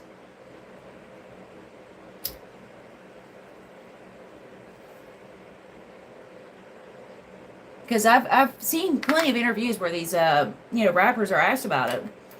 And they're like, yeah, I don't want anybody else to do that. No.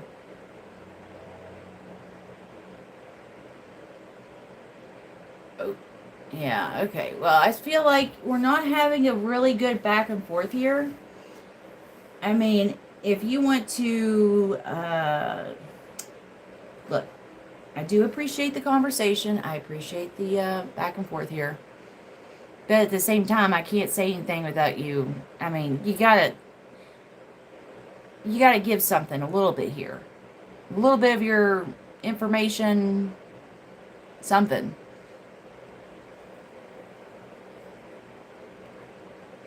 But nobody has the same life.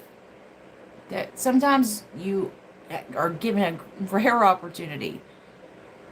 I'm not saying all blacks have to go and sell crack. I mean, what? That's crazy. No. But in certain communities, yes, you do. Just like here. A lot of people bought their houses by selling pain pills. I'm just saying.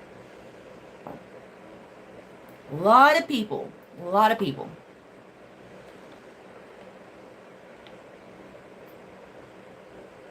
And what am I going to do? Sit there and condemn them? when they wouldn't have even had anything if it wasn't for that. I understand. It ain't right, but I understand. They're just trying to survive and make the best of their lives. And hopefully just get in, get out, and, make your money, get out, and do better.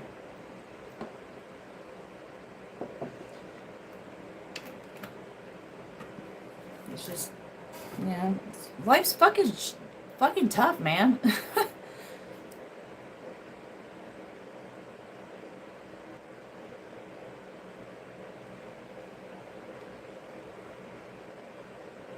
I get it. I totally get it. Like I said, I don't agree with the... No, it's not. It's bad at the end of the day. At the end of the day, it's a huge risk. I'm not saying that it's good for people to sell drugs. Let it be known, okay, I'm going to make my statement here, okay, I, Stevie King from Redneck Economics, do not believe that selling drugs is a good thing. But at the same time, it's the lesser of two evils.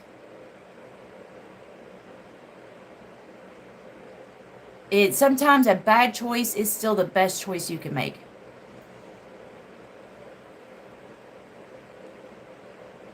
No, I'm not saying that they would be worse off because of it. But because of that, and because of the desperate situation, combined with the desperate situation they put people in, the lack of opportunities, yes, it made it seem very alluring and very like a way out. Some people did use it as a way out. Some people used it as, a career.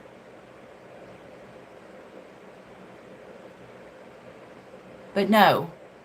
I mean, when they completely starve... Okay, like, for instance here, they don't let other businesses... They make it as difficult as possible for anything else to survive here.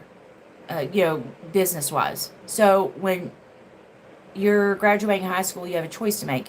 You can go into the coal mines, you can join the army, or you can work at Walmart. Or you can work at the hospital, too. It ain't that great, but you can still work there. Your options are limited. And so when you see like, hey, I can make what I would make on a paycheck in one day from this, it's like, well, that seems like the obvious solution. But that's here. Knowing that we could go into a job interview and not be denied based on certain things or whatever. There's a lot of reasons, a lot of factors to it. So it's not just something like drugs good, drugs bad. It's a little more complicated than that. Because, nobody's a monolith. People have their own reasons for doing things.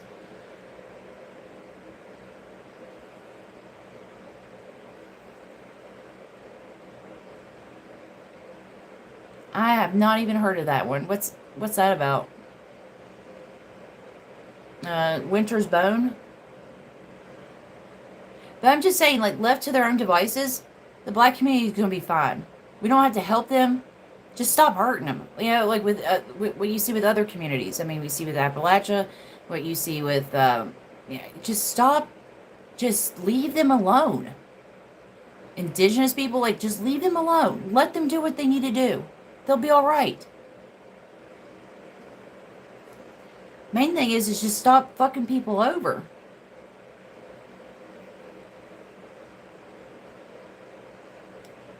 If they stopped intervening in communities like that, then we can get on with our lives.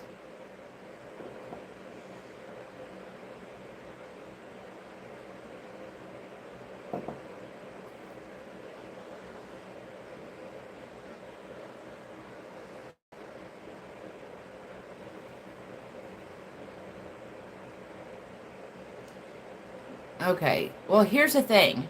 I'm not saying that most of the time those drugs do not lead to you getting out of poverty. Most of the time, by selling those, you either end up using it yourself, or you get caught, you go to jail forever. I mean, it's one of those, uh, alluring things that the consequences of it, and most of the people paid the consequences for it. They ended up on drugs. They ended up doing all this other stuff, going to jail, paying fines, losing their kids, all these other things. They promise you a better life with this. And it's just like, well, this guy's making 10 times as much, and I'm working at Walmart. Like, I feel like a chump. I'm working here at Walmart when I could be making bank. Yeah. And they prey on that, the poverty, the desperation. And in those situations, you're not even making the best decision that you can. It's not a moral decision. It's a survival decision. And decisions based on survival aren't really long term.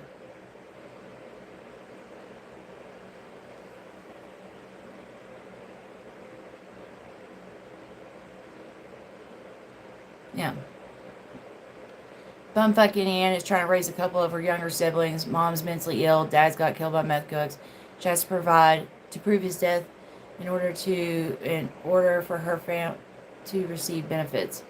Wow. Yeah. I know plenty of people around here like that. With powder, I don't understand, and I feel like you're being a little obtuse on this. You don't understand the allure of that? Like, if you were in that position, when you've seen all the wrongs and unfairness that's being done in your community, and how you know that things could be better, and you're sitting there making $8 an hour, and you've got somebody over there saying all you have to do is just, move a little bit of product, and they'll promise you the world. What would you do in that situation? I mean, I can't judge anybody. I mean, have you not made a stupid decision in your life? Have you not been blindsided or been told partial truths? I mean, we've all been there. We've all been desperate. And I'd say most of us have. We've all been put in situations where we haven't made the best choices.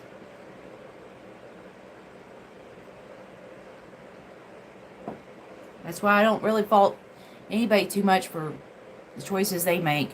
Just like I don't fault you for believing what you're believing. But, it's good to have an open mind. It's good to kind of hear people out and try to put yourself in those other positions,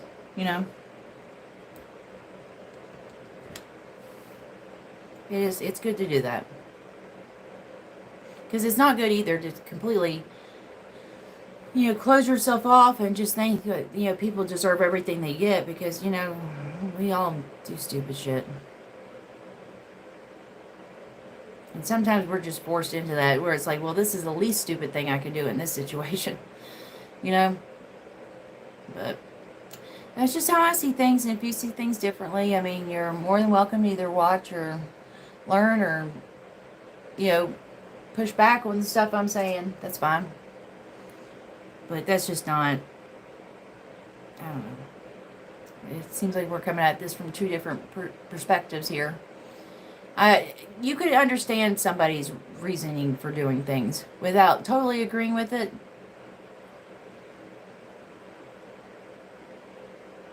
And sometimes people get, like I said, they don't even know. When you grow up and this is normal, you don't think to question it.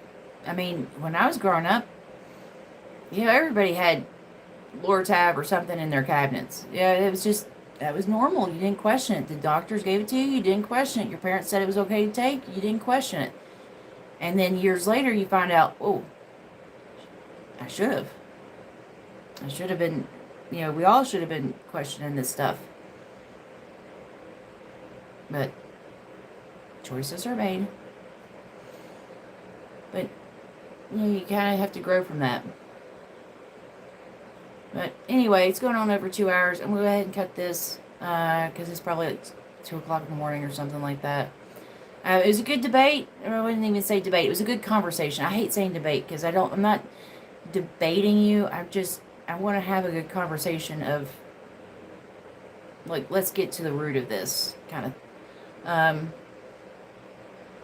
Yeah, I'll have to check that one out. What was it? Was it Winter's Bone or something? Let me look. Yeah, Black Wall Street. Yeah, Winter's Bone. All right, I'll look into that and see if we can find that. Yeah, I do live. I don't know the descendants of the Hatfields and McCoys. But yeah, I've read across some of the whites up here. Yeah, we're a bit of a rowdy bunch when it comes to the Boone County people. Bless their hearts. I do love them. I do. That's my dad's side of the family. They're from up around there. And they, the whites aren't the only ones that are like that. I've got plenty of people in my family that are like, a little out there, a little wild, sleeping some stuff off in the jail cell kind of people. But yeah, I saw, what's her name? Mamie or Mammy, whatever. The one, she's like, I'm the hot one of the family. That I saw her up there by Walmart. She was doing a yard sale. Oh God, I love them. I do. They're wild, but they are so true to themselves. I do appreciate that. It's like, yeah, you got a lot of shit that's just wrong. You're doing making a lot of bad choices, but at the same time, they're like, this is who we are. This is how we live. This is what they're not tricking anybody. You know what they're about. So I do appreciate that kind of person. It's like, they're not putting on any kind of airs for people. Like, oh no, we're so prim and proper, the whites of West Virginia. Like, no, they're like, yeah, well, we're white trash. And my family, I come from a long line of white trash, and I love it. Yeah, a lot of death in that one. All right, good night. Yeah, well, I mean, we could do this again some other time, Bruce Con, because I think that there's a good conversation to be had there. Anyway, yeah. Anyway, I'm gonna go ahead and end it. Thanks everybody for watching, and thank you for the lively discussion and the movie suggestions and all the input. Y'all have been wonderful as always, and I'll see y'all next time. Oh, later, Anthony.